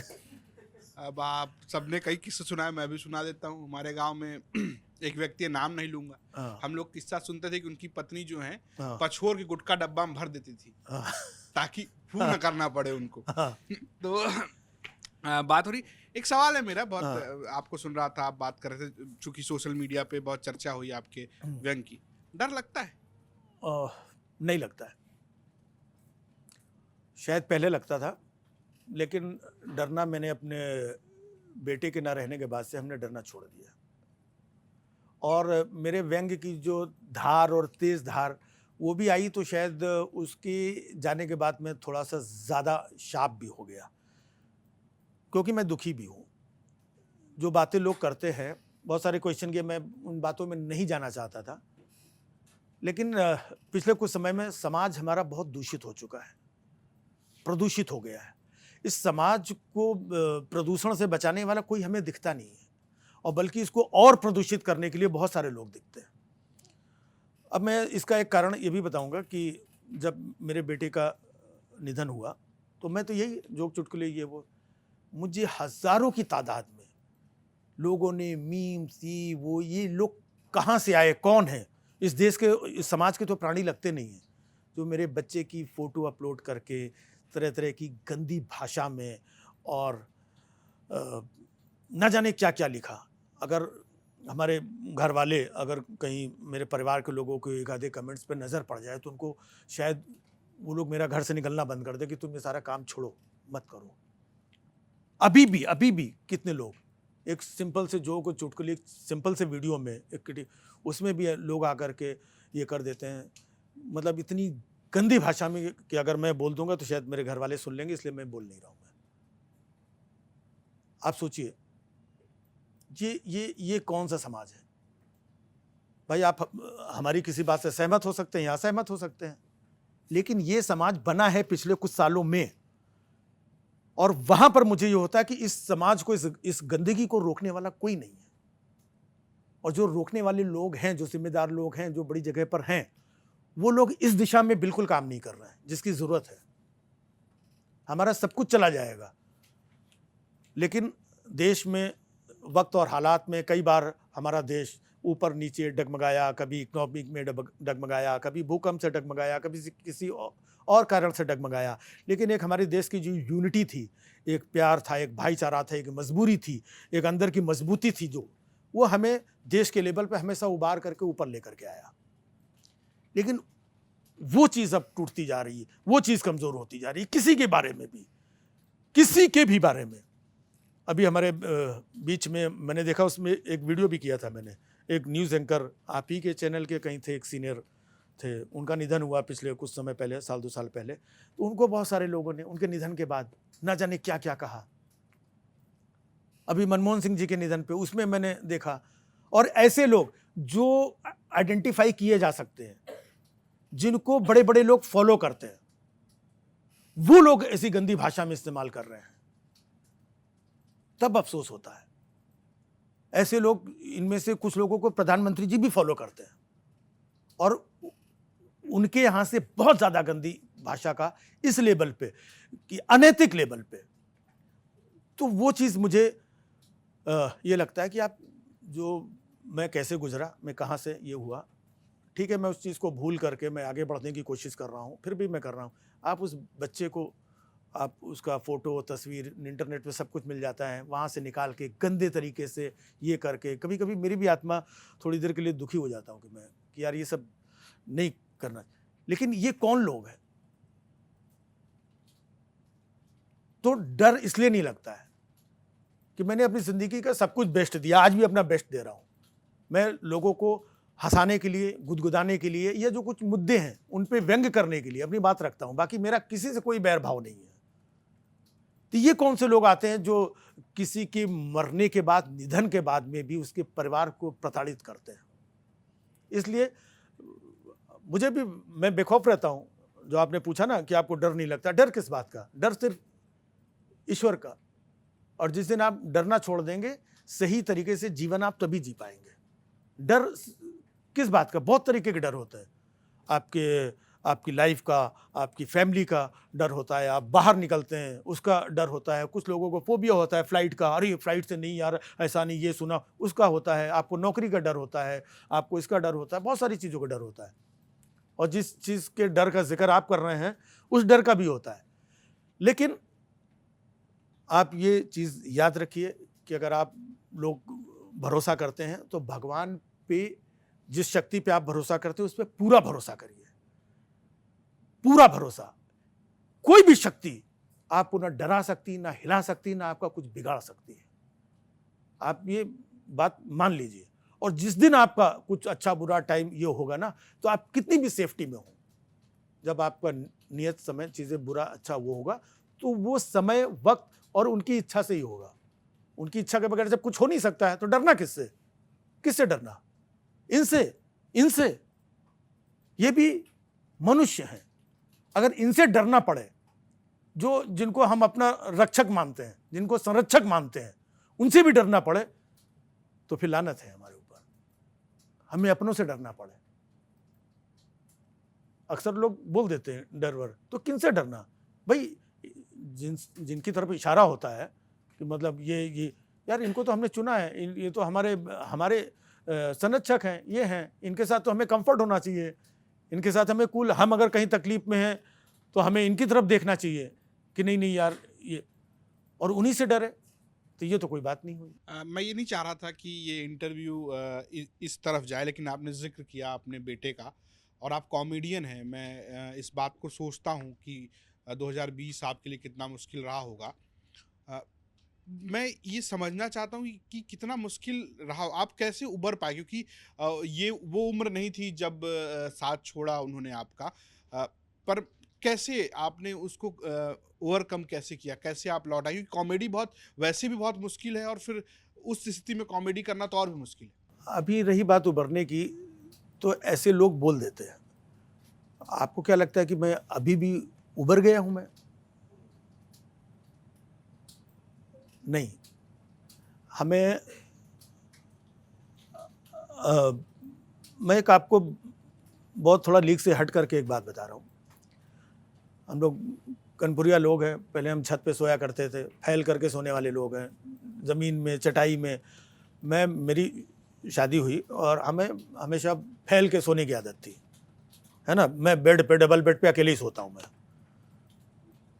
तो मैं कभी भी, और हम लोग उस कल्चर के भी रहे कि जहाँ से, तो मेरी शादी के 20 साल हो गए, मैं हमेशा अकेला ही सोया हूँ। मैं पिछले कुछ सालों से मैं अपनी पत्नी के साथ सोता हूँ मैं, ये बेटे के ना रहने के बाद से, इतने सालों बाद।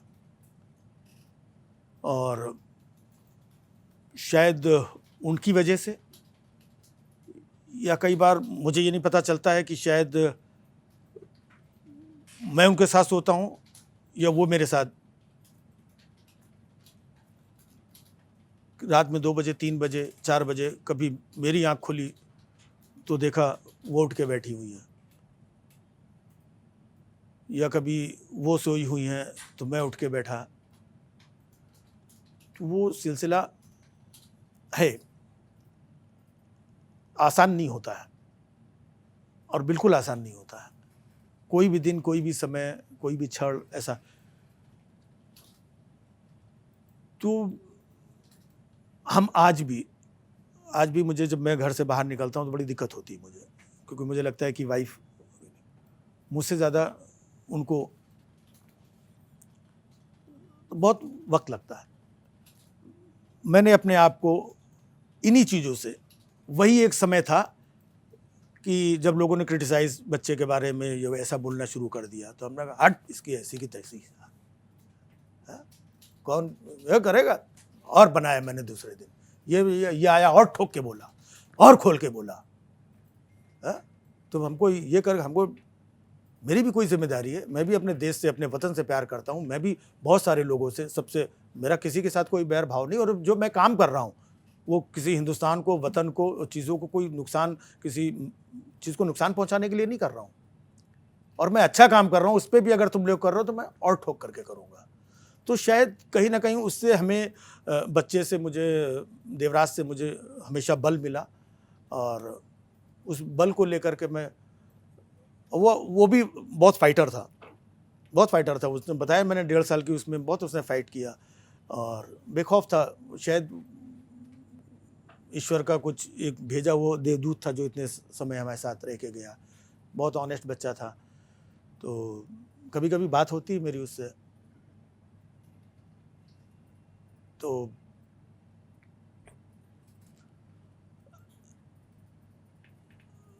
वहीं से फिर कुछ ना कुछ हौसला, ताकत, थोड़ी देर के लिए हमें तकलीफ़ होती है, बट ये लगता है कि जब तक है, सांसें हैं, शरीर है, सबको ऊपर वाले ने, सबको, जो जिस एज ग्रुप का है, किसी का एज ग्रुप कहीं पर कोई फिक्स नहीं है ना।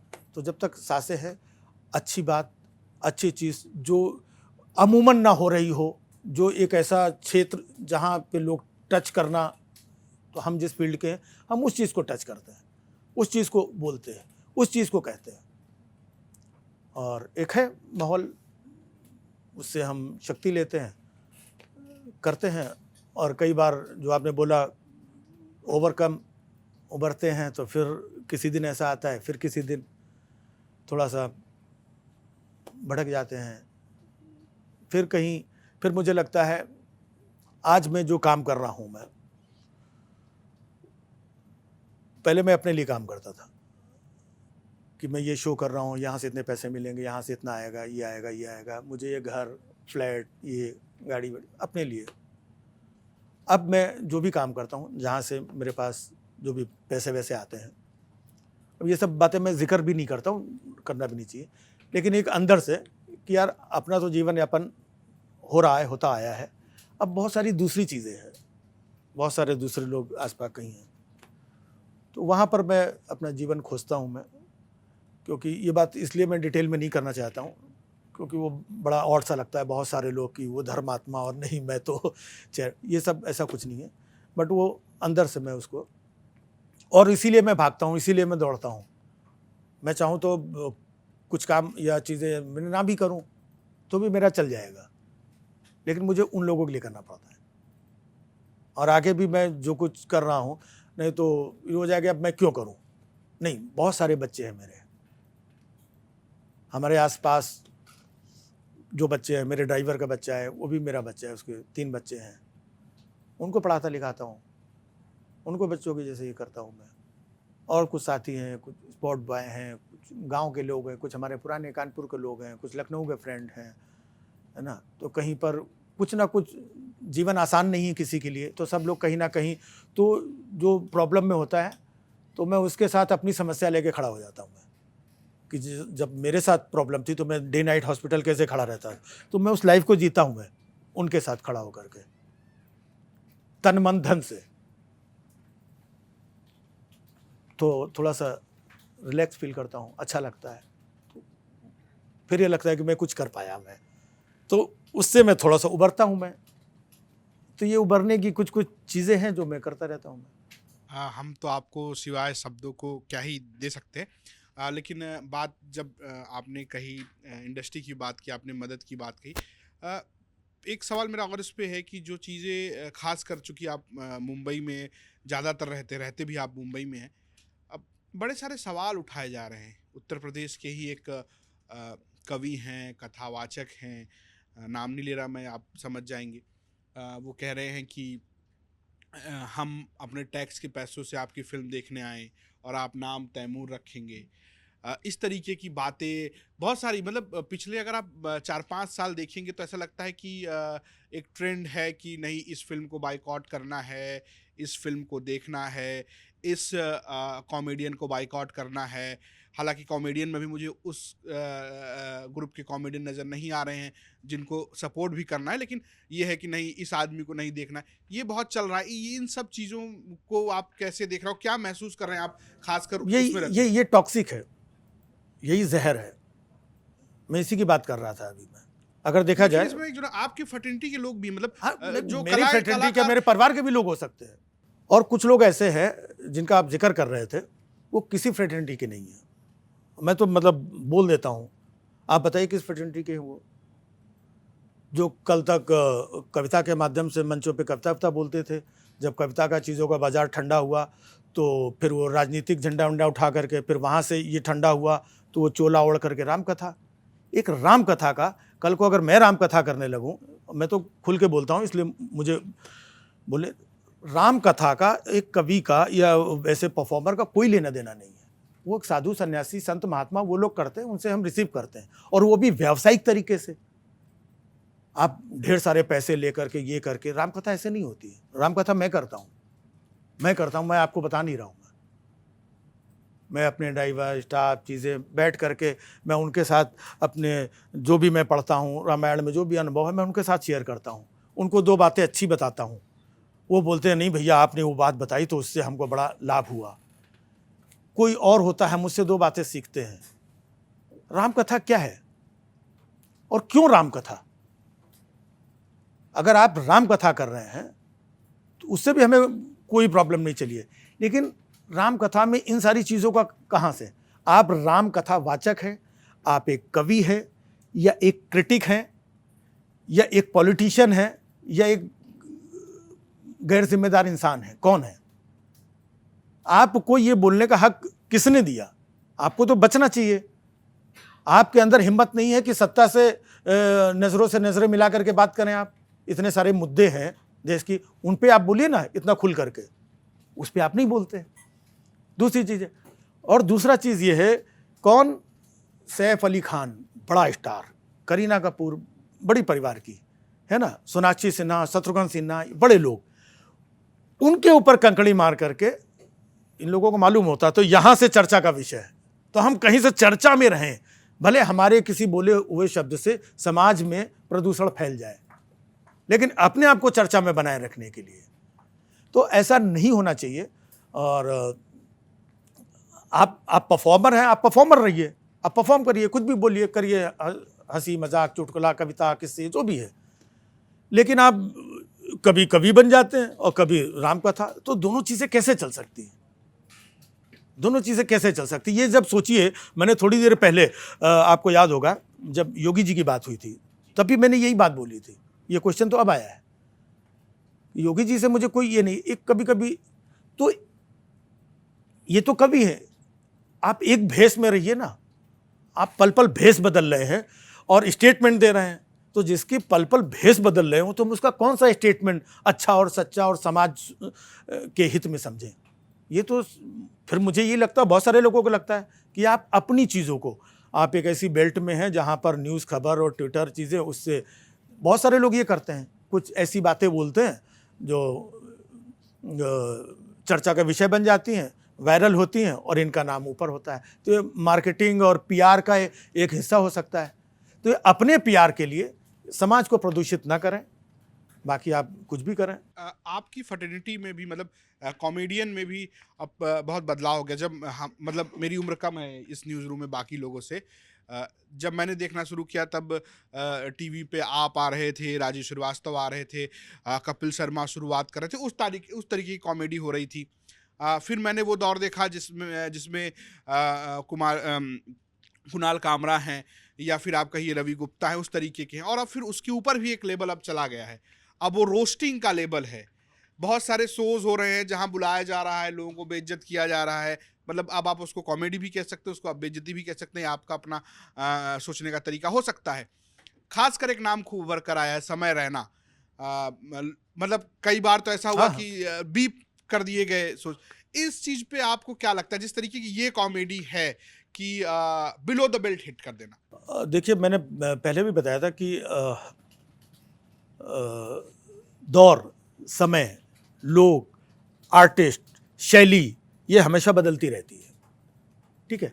तो जहाँ तक जब आपने बात की कि मैं राजू श्रीवास्तव, वो टाइम की कॉमेडी ऐसी होती थी, तो हमारे दर्शक भी वैसे होते थे, हमारा टीवी का फ्रेम भी वैसे ही था, जहाँ पर लोग परिवार के साथ बैठते थे, तो हमें पारिवारिक बातें ही करनी होती थी। हो सकता है कि पर्दे के पीछे, कैमरे के पीछे हम लोग दूसरे तरीके की जोक्स भी आपस में बोलते थे, लेकिन वो पर्दे के ऊपर नहीं हो सकते थे। एक दौर आया तो हम लोग कोई बहुत साधु संत नहीं थे, जो उस समय की मांग थी, कैमरे के सामने जो अच्छी बातें बोल सकते थे वो हम लोग अच्छे जोक्स और बोलते थे, उसको लोग पसंद करते थे, परिवार के लोग पसंद करते थे। फिर दौर बदला, अब ये जो लोग करते हैं ये सब नए नए लड़के हैं जो फॉरेन के बहुत सारे कॉन्सेप्ट्स हैं, इन चीज़ों को उठाया और करते हैं। इनका एक ग्रुप है दर्शकों का एक ग्रुप है।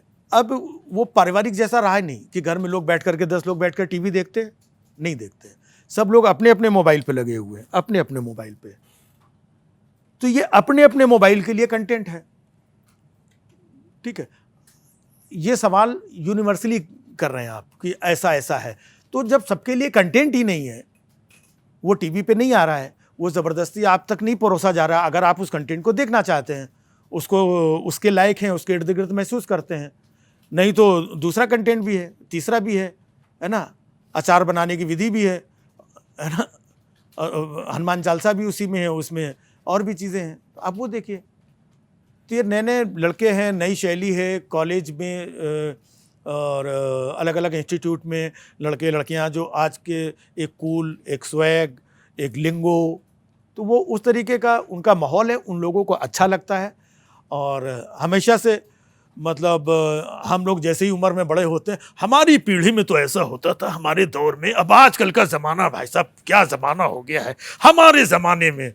तो ये हमारे ज़माने में हमेशा, और जब हम लोग छोटे थे तो भी बोलते थे क्या अंकल जी ये हमारा ज़माना, आपके ज़माने में होता होगा आजकल तो हमेशा जो युवा पीढ़ी आती है वो अपने बुज़ुर्गों को ऐसे ही देखती है, और बुज़ुर्ग भी हमारे ज़माने में। तो किसी चीज़ का अच्छा या बुरा कोई पहलू नहीं है फ़िलहाल। आज वो लोग भी कर रहे हैं, वो एक चीज़ लाए, एक पॉपुलर हुई, इस वजह से आप चर्चा कर रहे हैं। हाँ, कभी कभी ये लगता है कि कुछ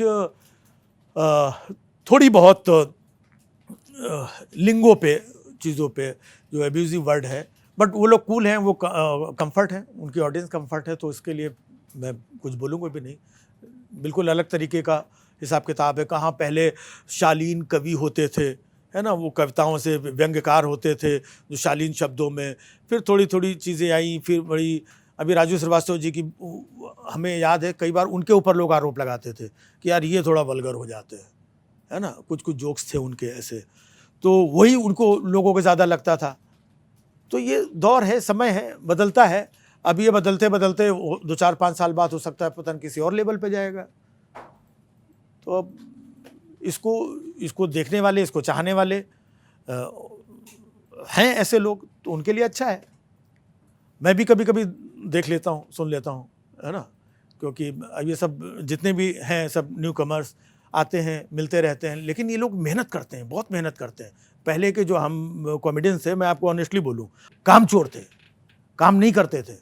कुछ 10-12-15 जो को चुटकुले रटे रटाए 20-25 साल 40 साल ज़िंदगी के निकाल दिए, इधर से उधर से जोक मार कर। ये लोग काम करते हैं, रिसर्च करते हैं, किसी एक टॉपिक पे बात करते हैं, है ना। इनके कंटेंट देखिए आप, ऐसे ऐसे कंटेंट लाते हैं, ऐसे ऐसे, और फ्रेश लाते हैं। और दूसरी सबसे अच्छी बात जो इन यूट्यूबर्स और कॉमेडियंस की है कि कभी किसी की एक दूसरे की लाइन कॉपी नहीं कर सकते हैं लोग। ये इनके यहाँ बड़ा ये है। हमारे यहाँ तो इसका जोक, इसका बनाया हुआ कंटेंट उठा के फलाना कर रहा है, आपको पता ही नहीं, आपने टीवी में देखा यार ये तो इसका है, वो बोलता नहीं भाई मेरा है, वो मेरा है। तो ऐसी बहुत सारी चीज़ें चल रही। तो यहाँ पर ये जो लोग कर रहे हैं काफ़ी कुछ अच्छा है, फ्रेश है, रिफ्रेशिंग है, लेकिन कमियां और गलतियां तो हर जगह कहीं ना कुछ रहती हैं, जहां पर आप जैसे लोग सवाल खड़े कर सकें। पहले भी सवाल होते थे, आज भी होते हैं, आगे भी होते रहेंगे। राजीव जी, आमतौर पर देश जो है वो हास्य कलाकारों से बहुत गंभीर विषयों पर चर्चा और खासकर उनके विचारों की उम्मीद रखता नहीं है। हाँ, लोग कह देते हैं कि भाई आप तो हाँ, हास्य कलाकार हैं, आपका काम हंसाना है, तो आप हंसाने पर जोर दीजिए। लेकिन जो हास्य कलाकार होता है वो सोसाइटी का जो डार्कर साइड है उस पर बड़ा अध्ययन करता है। हाल फिलहाल में देश में बड़ी चर्चा है मेंटल हेल्थ को लेकर, खासकर जो शादीशुदा मर्दों को लेकर जिस तरह की बातें सामने आ रही हैं, कुछ घटनाएं जो मतलब कम से कम टीवी में आ गई। मैं ये नहीं कह रहा हूं कि सिर्फ प्रताड़ित पुरुष ही हैं, महिलाओं के साथ बहुत गलत होता है, लेकिन हाल फिलहाल के दिनों में जो आपने रिपोर्ट भी देखी होंगी, तो एक माहौल ऐसा बन गया है कि लड़कियां अब शादी कर रही हैं सिर्फ पैसों के लिए, शादी करती हैं वो फिर अलमनाई का डिमांड कर लेती हैं, लड़का सड़क पर आ जाता है। ऐसे विषयों को देखते हैं तो क्या चलता है एक हास्य कलाकार के मन में? वो इसलिए भी चलता है क्योंकि हम ज़्यादातर मेरे जो जोक्स होते हैं, मैं जो कोई भी कंटेंट क्रिएट करता हूँ, तो मैं सबसे पहले, आज भी इतने सालों से, मैं सबसे पहले अपनी वाइफ को सुनाता हूँ कि देखो ये बनाया। कभी उनके ऊपर हम कुछ तंज व्यंग, घर पे रहते हैं तो उन्हीं को हम छेड़ेंगे, उन्हीं के ऊपर दो बातें बोलते हैं, ये कर, तो वो ज़िंदगी एक दूसरे को कई बार वो मेरे ऊपर कुछ तंज कस देती हैं, तो इससे ज़िंदगी बड़ी स्मूथ रहती है, इससे प्यार, रिलेशनशिप मजबूत होता है। आजकल व्यावसायिक दौर, व्यावसायिकता इतनी ज़्यादा हावी होती जा रही है, इतना सब कुछ कॉमर्शलाइज होता जा रहा है, लोगों के ऊपर बहुत सारा प्रेशर इतना। तो पहले तो यही होता था, घर में एक शख्स कमाता था, 4, 6, 8, 10 परिवार के लोग, पता चला बुआ जी भी है, चाचा भी हैं, और ये हैं, वो हैं, ताऊ हैं, दादी, बाबा, 4 बच्चे, एक आदमी कमाता था, पल जाते थे। आजकल पता चला आदमी को भी काम करना पड़ रहा है, औरत को भी काम करना पड़ रहा है, इसके बाद में भी पूरा नहीं पड़ रहा है। और पहले कुछ लिमिटेशंस थी कि पहले पुरुषों ने कहीं ना कहीं देखा जाए महिलाओं के साथ पिछले एक समय में, एक दौर में जाएंगे तो काफ़ी ज़्यादतियाँ हुई हैं। एक दौर था, अगर 80-90 के दशक को आप याद करेंगे तो उस वक्त दहेज प्रताड़ना की शिकार बहुत सारी लड़कियां होती थी। अक्सर हमें खबर मिलती थी, स्टोव से ये जल गई, ये हो गई, दहेज के लिए निकाल दिया, या दहेज के। तो एक 80-90 के दशक में ये सारी घटनाएं बहुत ज़्यादा थी। तो महिलाओं के साथ, लड़कियों के साथ वो दौर में जो भी वजह रही हो, बहुत अत्याचार हुआ, बहुत हुआ। तो उसके बाद से समय कहीं ना कहीं घूम फिर करके एक ऐसा आता है, मैं किसी को आरोपी या ये नहीं कर रहा हूँ, आज एक समय ऐसा आया है कि शायद प्रकृति की बात कर रहा हूँ मैं, लड़कियों की भी बात, तो वो जो कुछ हुआ तो मुझे लगता है प्रकृति आज शायद रिवोल्ट कर रही है, उल्टा हो रहा है कि आज पुरुषों को कहीं ना कहीं उन चीज़ों का सामना करना पड़ रहा है जो 20-30 साल लड़कियों का सामना करना पड़ा। तो लड़कियां भी बाहर निकली, बहुत कुछ समाज, दुनिया देखा, तो जो पहले साई और चीज़ें, परिवार और एक डिसिप्लिन में रहते थे, तो जब चीज़ें, खांचा खुल जाता है, फ्रेम खुल जाता है ना, तो बहुत दुनिया देख लेते हैं, दोस्त यार, माहौल, बहुत कुछ देख लेते हैं। तो फिर लड़कियों को भी ऐसा लगता है कि भाई दुनिया तो बहुत बड़ी, खाली तू ही थोड़ी है, ये दुनिया इतने सालों में देखी। और कुछ लड़कियां जो इन हदों को पार कर जाती हैं, या उतनी अपने भविष्य के प्रति उतनी क्या कहते हैं कि मुखर प्रखर होती तो हैं, लेकिन भविष्य के प्रति वो इतनी गंभीर नहीं होती हैं। उनको लगता है कि लाइफ ऐसी, आज हम ये जॉब कर रहे हैं, 1.5 लाख आ रहा है, 2 लाख आ रहा है, ये इसका ऐसा, उसका ऐसा, फ्लाइट में और घर, ये सारी ऐसे ही चलता रहेगा। लेकिन किसी दिन ऐसा होता है कि ये डाउन। तो आप अपने पार्टनर और घर को जब लॉन्ग लाइफ के लेवल पे आप रिसीव करते हैं, तो आज भी ये जो किस्से हैं वो इक्का दुक्का या 5-10 होंगे, लेकिन आज भी समाज में जो पति पत्नी का जो संबंध, जीवन भर का, 7 जन्म का संबंध बोला जाता है, वो प्यार मोहब्बत से ही चल रहा है। जैसे आपने कॉमेडी की बात की कि आजकल की कॉमेडी देखिए ऐसे वल्गर और फलाना, तो इसी तरीके से वो कुछ लोग हैं। तो ऐसे ही ये जो समाज इस तरीके का हो रहा है, ये कुछ लड़कियां हैं, अभी कुछ लड़कियां जो इस स्वभाव की ऐसी हो सकती हैं, तो वो अपवाद हैं वो लोग, लेकिन उनके अपवाद होने से किसी एक का जीवन तो खतरे में हो रहा है। ऐसे ही कुछ लड़के भी हैं समाज में, अगर देखा जाए तो कुछ लड़कियां भी प्रताड़ित हैं। अभी मेरा एक दोस्त, अभी इन्होंने नाम लिया था, उसको तो मैं देख रहा हूँ, मैंने उसको भरसक बचाने की कोशिश की, वो मुझसे ज़्यादा मुसीबत में है, उसकी पत्नी ने उसको इतना ज़्यादा पीड़ित कर रखा है। जीतू गुप्ता, अभी जिसकी बात कर रहे थे, ये बहुत ज़्यादा परेशान है, बहुत ज़्यादा। तो अब मैं ये नहीं कह रहा हूँ कि सारे लोग वैसे हैं, उसकी शादी के तो कई साल हो गए, 20 साल, लेकिन वो नेचर, स्वभाव, किसी के साथ रहना और जेल हो जाना और मिक्स हो जाना, ये आसान नहीं होता है। कभी भी हम लोग जो दोस्त यार, मोहल्ले पड़ोस के, अरे यार मेरा बेस्ट फ्रेंड है यार, बचपन से कंधे में हाथ डाल के घूम रहे हैं, लेकिन जब उसी के साथ हमको 8 दिन 10 दिन या बम्बई जाके चौली में या रूम में हमको उसके साथ रूम शेयर करना पड़ रहा 2 महीने, सारी दोस्ती यारी, मेरे कपड़े ले गया, मेरे पैसे मार गया, तू ये काम नहीं कर रहा, तू ये नहीं कर रहा, तो सामान लेके निकल जा, तू है। तो वो जो बचपन की इतनी सारी दोस्ती, पता चला तो साथ में रहना ये करना एक यही है कि भविष्य को हमेशा ध्यान में रखें। कुछ लोग होते हैं ना कि ये आज मौजूदा समय को देखते हैं कि यार इसको कर दिया, ये कर जाएगा, हमारा तो बहुत कुछ ही है, इतने पैसे ले लेंगे, ये कर दें हम दूसरी। लेकिन जैसे जैसे समय जाता है, आपने अगर किसी को तकलीफ दी है, आप ज़िंदगी में कभी सुखी नहीं रहेंगे। और आपको एक जीवन मिला है, आप अपने आप को भी तकलीफ क्यों दो या किसी और को भी तकलीफ क्यों दो, है ना। पति पत्नी प्यार मोहब्बत करने वाले एक कपल होते हैं, है ना। हमेशा अच्छे से रहो यार। आप लोग कुछ अच्छा कर सकते हो, आप अपने बच्चे, फैमिली, सबके प्यार मोहब्बत से ही जीवन आज तक यहाँ तक, मेरे ग्रैंडफादर से लेकर के आपके सबके जीवन अभी प्यार मोहब्बत से ही दुनिया चलती है। तो अगर कुछ है, और लड़ाई भी होती है, मेरी और तमाम लोगों की पति पत्नी में लड़ाई, तो लड़ाई भी होती रहनी चाहिए। लड़ाई होती है, फिर मिलते हैं, फिर खुश होते हैं, फिर कुछ नाराज़ होते हैं, लेकिन जीवन को दांव पे मत लगाइए, है ना। क्योंकि किसी का जीवन अगर ख़त्म हो गया तो सब खत्म हो गया। सब आप किसी का नहीं ख़त्म कर सकते हैं, यह आपको हक नहीं है, चाहे अपना ही क्यों ना हो। तो मैं उन पुरुषों को भी कहना चाहता हूँ जो ऐसे हालात में अपनी जीवन लीला को समाप्त कर रहे हैं, उनको फाइट करना चाहिए, उनको संघर्ष करना चाहिए, उनको बहुत सारे ऐसे लोगों के लिए मिसाल बनना चाहिए। जीवन में संघर्ष से बड़ा कुछ नहीं है। जान तो अंतिम चीज़ है ना, जान तो कभी भी ये वो चली जाएगी। जान लेकर के आप बहुत कुछ मिस कर देते हैं, बहुत सारे सवाल चीज़ें। और ये भी है कि जो लोग अपनी जीवन लीला समाप्त कर लेते हैं कि यार मैं बहुत परेशान, दुखी, ये वो, तो उनकी वहाँ पर भी बख्शीश नहीं होती है। उनको ये समझना चाहिए कि इस तरीके से करके ये जो जितना यहाँ पर परेशान थे, उससे ज़्यादा कहीं जहाँ कहीं होंगे वहाँ पर परेशान होंगे, क्योंकि वो अपने काम को, अपनी जंग को अधूरा छोड़ करके भागे, मैदान छोड़ करके भागे। और मैदान छोड़ करके भागने वालों को प्रभु भी सही स्थान नहीं देता है। तो ठीक है, जीवन में संघर्ष, परेशानियां, दुख, तकलीफ, परिवार, पार्टनर, आप निकलो उससे जितना निकल सकते हो। 2 साल लगेंगे, 4 साल लगेंगे, निकलो। दूसरों के लिए आदर्श प्रस्तुत हो, समाज के लिए जियो, दूसरों के लिए जियो, छोड़ दो, कुछ और अच्छा करो। जब आप इस दौर से गुजरेंगे, आपके अंदर कुछ अच्छा करने की प्रेरणा होगी, वो करिए। ये क्या है कि यार आपने ख़त्म कर लिया, आप भी ख़त्म हो गए, अब वो, और आप वो भी नहीं देख पाए। अगर उसने आपको प्रताड़ित किया, परेशान किया, तो उसको पनिशमेंट मिलना चाहिए, और उसको पनिशमेंट मिलते हुए आपको देखना चाहिए, तभी तो आपको शांति मिलेगी। आप वो भी नहीं देख पा रहे हैं, आप चले गए, पता नहीं उसको पनिशमेंट मिलेगा नहीं मिलेगा, या आपने जो एलिगेशन लगाए उसके ऊपर सही थे नहीं, तो कौन बताएगा। आप तो चैप्टर बीच में छोड़ करके चले गए। तो ऐसा मत करो मेरे दोस्तों, मजबूत रहो और ज़्यादातर कोशिश से करो। आपका पार्टनर है, आपने जीवन की शुरुआत कहीं ना कहीं उसके साथ की है, उसको लेवल पे लाने की कोशिश करो, और कोशिश करो।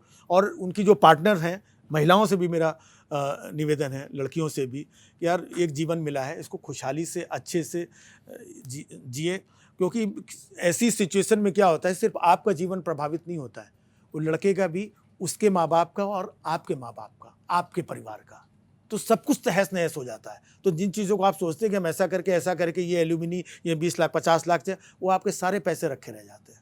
आप एक अच्छा आपका जीवन ही खत्म हो गया। आपके पेरेंट्स भी कहीं पर भटक रहे हैं, उनके पेरेंट्स कहीं भटक रहे हैं, लड़का चला गया है, किसी का छोटा बच्चा है, बेचारे बच्चे की ज़िंदगी खराब हो गई है। तो इतना सब नहीं करना चाहिए। अच्छा करिए, अच्छा सोचिए। चूंकि हास्य कलाकार के सामने सबसे बड़ी चुनौती होती है किसी को हंसाना। देश की राजनीति में बेहद गंभीर शख्सियत के तौर पर देश के गृह मंत्री जाने जाते हैं अमित शाह जी। उनको आमतौर पर लोग हंसते हुए नहीं देखते हैं। प्रधानमंत्री तो आपको हंसते, कभी बच्चों के कान खींचते हुए, कभी ड्रम बजाते हुए दिख जाएंगे। देश के गृह मंत्री अमित शाह ऐसा करते हुए आपको कभी नहीं दिखते हैं। उनकी कोई ऐसी तस्वीर भी नहीं आती है जहां वह हंसी ठटक्का कर रहे हो। उनको कौन सा चुटकुला सुनाकर आप हंसाना चाहेंगे, कौन सी ऐसी बात पर उन्हें हंसाना चाहेंगे, अगर ये आप थोड़ा हमारे दर्शकों के सामने रख दें। आपको ऐसा लगता है कि वो किसी जोक और चुटकुले के मोहताज होंगे हंसने के लिए? ऐसा कोई जोक और चुटकुला बचा होगा है? बट फिर भी आई थिंक मेरा जो अभी पूछ भी रहे थे कि आपको कौन क्यों अच्छा, मुझे अमित शाह जी थोड़े से अच्छे लगते हैं मुझे। हाँ, तो उसके कारण भी है क्योंकि पहली बात तो अक्सर मैंने देखा है जब वो टीवी पे देखता हूँ या किसी डिबेट में कहीं पर आते हैं, वो त्वरित जवाब देते हैं, वो ऑन द स्पॉट, और कई बार ह्यूमरस भी जवाब देते हैं, और कई बार जवाब नहीं देना हो तो अरे भैया ऐसे सवाल नहीं पूछे जाते हैं, जा यार कहाँ ऐसे नहीं भैया ये ऐसा नहीं हो, ऐसे ऐसे सवाल पूछेगा वो बेबाकी से, है ना।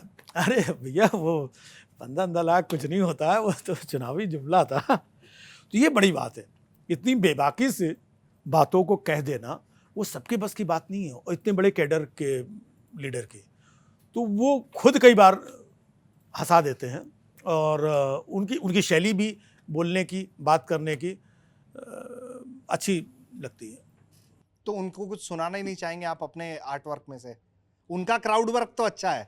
उनको क्या है ना, क्योंकि ज़्यादातर फील्ड और सारी चीज़ें मोदी जी ने अकेले कैप्चर कर रखी हैं, तो उनका बहुत नंबर कम आता है ना। जहाँ कहीं बात होती है मोदी जी ने बात, जैसे अभी आप लोगों ने बोला ना वो एंटी मोदी बोला था, किसी ने आज तक एंटी अमित शाह बोले ही नहीं, है ना, किसी ने और एंटी राजनाथ सिंह जी बोले ही नहीं, तो उनके साथ ऐसा कुछ है नहीं। बट वो बहुत क्यूट भी लगते हैं मुझे।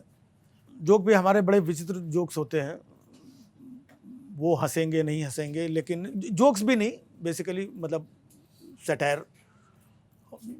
कई बार ऐसे कुछ व्यंग होते हैं जहाँ पर किसी के नाम भी नहीं लिया जाता है, और व्यंग होते हैं कि वो लोगों को कपड़ों से पहचान लेते हैं। सुना होगा आपने कि वो लोगों को कपड़ों से पहचान लेते हैं, और उन्हें कोई ना पहचान ले इसलिए दिन में 3 बार कपड़े बदल देते हैं। सर मेरा सवाल ये है कि आज जो हम स्टैंड अप कॉमेडी देखते हैं या बहुत सारी इंस्टाग्राम पे रील्स या वीडियोस देखते हैं, अब उनमें हमें ये दिखाई पड़ता है कि बहुत ख़राब और बहुत वाहियात बात को एक मामूली सी एक रोज़मर्रा की आदत बना दी गई है। और इसमें मैं देखती हूँ कि गाली कल्चर बहुत ज़्यादा हो गया है। मतलब इस तरह से जो गालियों का जो कल्चर लगातार बढ़ता जा रहा है, आप इसे मानते हैं कि बड़ा डेंजरस है? छोटे बच्चे से लेके बड़े तक हर जगह हमको दिखता है। सोशल कोई भी प्लेटफॉर्म देखे, शायद ही कोई ऐसा बचा होगा कि जिसमें गालियाँ देना एक तरह से ये ख़राब बात हम कह सके कि वहाँ पे मानी जा रही है। बहुत ज़्यादा ये है, कई बार तो मतलब डर लगता है। डर यूँ लगता है कि आप कोई फेसबुक में चीज़ों में कहीं कोई भी रैंडम कोई ऐसी चीज़ आ जाती है, आप फैमिली के साथ बच्चों के साथ कहीं ऐसे बैठ, रैंडम कोई चीज़ आ गई, उसने बोल दिया, तो अपने आप को असहज हो जाते हैं कि हम लोग अरे यार क्या बोल दिया, कहाँ से क्या, अरे यार। तो अब इन चीज़ों पे हम लोग क्या कर सकते हैं, है ना। इस पे तो वही है, कई बार कुछ लोगों ने बात भी किया, पार्लियामेंट के अंदर भी कुछ लोगों ने इस बात को उठाया था कि इसके लिए कोई गाइडलाइंस कुछ ऐसी बननी चाहिए, है ना। जहाँ तक यूट्यूब की बात है, तो यूट्यूब पे तो आप जाएंगे, आपके पास वो वीडियो मालूम होगा, आप लिंक पे जाएंगे, क्लिक करेंगे और ऐड देखेंगे, उसके बाद जाके आप वीडियो देखेंगे, वहाँ का समझ में आता है। लेकिन ये इंस्टाग्राम पे, फेसबुक पे ये रैंडम जो आती हैं रील्स, और कहीं ना कहीं इसमें रील्स के पैसे वैसे भी शायद मिलते हैं लोगों को, तो गांव खेड़े कहीं पर कोई कुछ भी बना रहा है, कुछ भी कर रहा है। तो ये एक बीमारी है एक्चुअली। ये बीमारी बहुत नीचे स्तर तक फैल गई है, और यहाँ पर इसके पीछे भी मेरे को एक कारण लगता है कि बहुत सारे लोगों को, मुझे ऐसा लगता है, आई डोंट नो ये बात है कि नहीं है, कि इस देश की बहुत सारी आवाम को इन चीज़ों में इंगेज कर दिया गया है। तुम इसी में लगे रहो, ये वीडियो बनाओ, ये रील बनाओ, तुम्हारे कितने फॉलोवर्स हुए, इतना हुआ, ये हुआ, तुम इसमें लगे रहो, तुम इसमें लगे रहो, तुम इसमें लगे रहो, लगे रहो, लगे रहो, लगे रहो, लगे रहो, लगे रहो, ये सब इसमें लगे रहो। और इधर से जो बाकी जो चीज़ें हैं वो सब बाईपास, घूम, महंगाई, बेरोजगारी, ये जो दूसरे और भी मुद्दे हैं, वो धीमे से जनता कभी सड़कों पे आती नहीं है। एक था ना, जनता छोटी सी, टमाटर महंगे होने से अटल जी की सरकार खतरे में आ गई थी। अब आप सोचो, तो मुझे कभी कभी लगता है कि इन लोगों को कहीं ना कहीं इस वजह से इंगेज करके रखा गया है, ताकि बहुत सारी चीज़ों को, भैया तुम इसी में सुखी रहो, इधर मत आओ। अदरवाइज सरकार जब चाह लेती है तो बहुत सारी चीज़ों पे एक छोटे से क्लॉज कुछ लगा करके कि आप इस तरीके से आएगा, ये कीवर्ड्स हैं, आप कीवर्ड्स डाल के, तो ये सरकार ही कर सकती है। ये डाल करके एटलीस्ट ये चीज़ें बैन होंगी। सरकार को प्रयास करना चाहिए।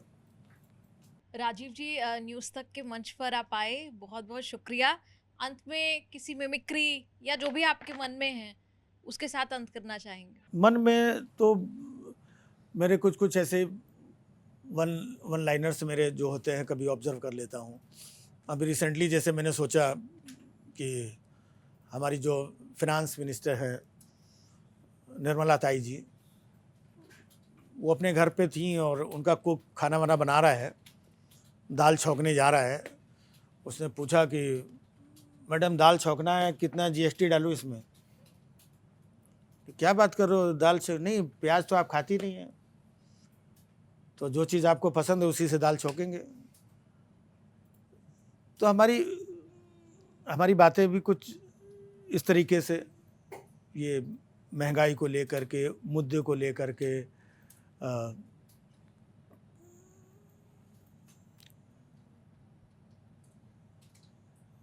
जैसे नाम बदलना भी एक बहुत सिस्टम में आ गया है।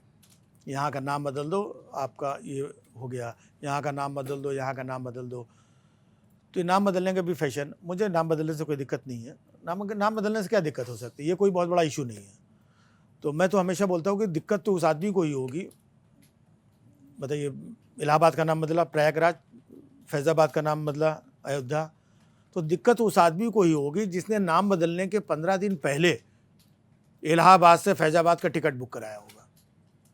उसको समझ में नहीं आ रहा आया कहाँ से हूँ, जाना कहाँ है। अब तो मैं यूपी जाने से मतलब डरता हूँ। पता चला कि रात में सोऊं मैं लखनऊ में और सुबह उठूँ तो पता चला लालजी टंडन प्रदेश में आपका स्वागत है, प्रदेश ही गायब हो गया। तो मैं हमेशा ही बोलता हूँ कि अगर नाम चेंज करना है तो किसी ऐसी जगह का नाम चेंज करो जिससे कुछ बड़ा बेनिफिट भी हो। अभी भी ये पीओके और कश्मीर का कुछ लफड़ा चलता रहता है पाकिस्तान में। नाम चेंज करना है, कश्मीर का नाम चेंज करो जिससे कुछ मतलब फ़ायदा भी हो। कश्मीर का नाम चेंज करके कुछ संस्कृत में क्लिष्ट हिंदी में रख दो, मतलब ऐसा कि हिम आच्छादित पुष्प वाटिका प्रदेश। और जब भी पाकिस्तान कश्मीर के बारे में कुछ भी बोले उसको सिर्फ एक ही बात बोलो कि एक बार बोल के दिखाओ, नहीं वो हिमाचल बोले निकल लो।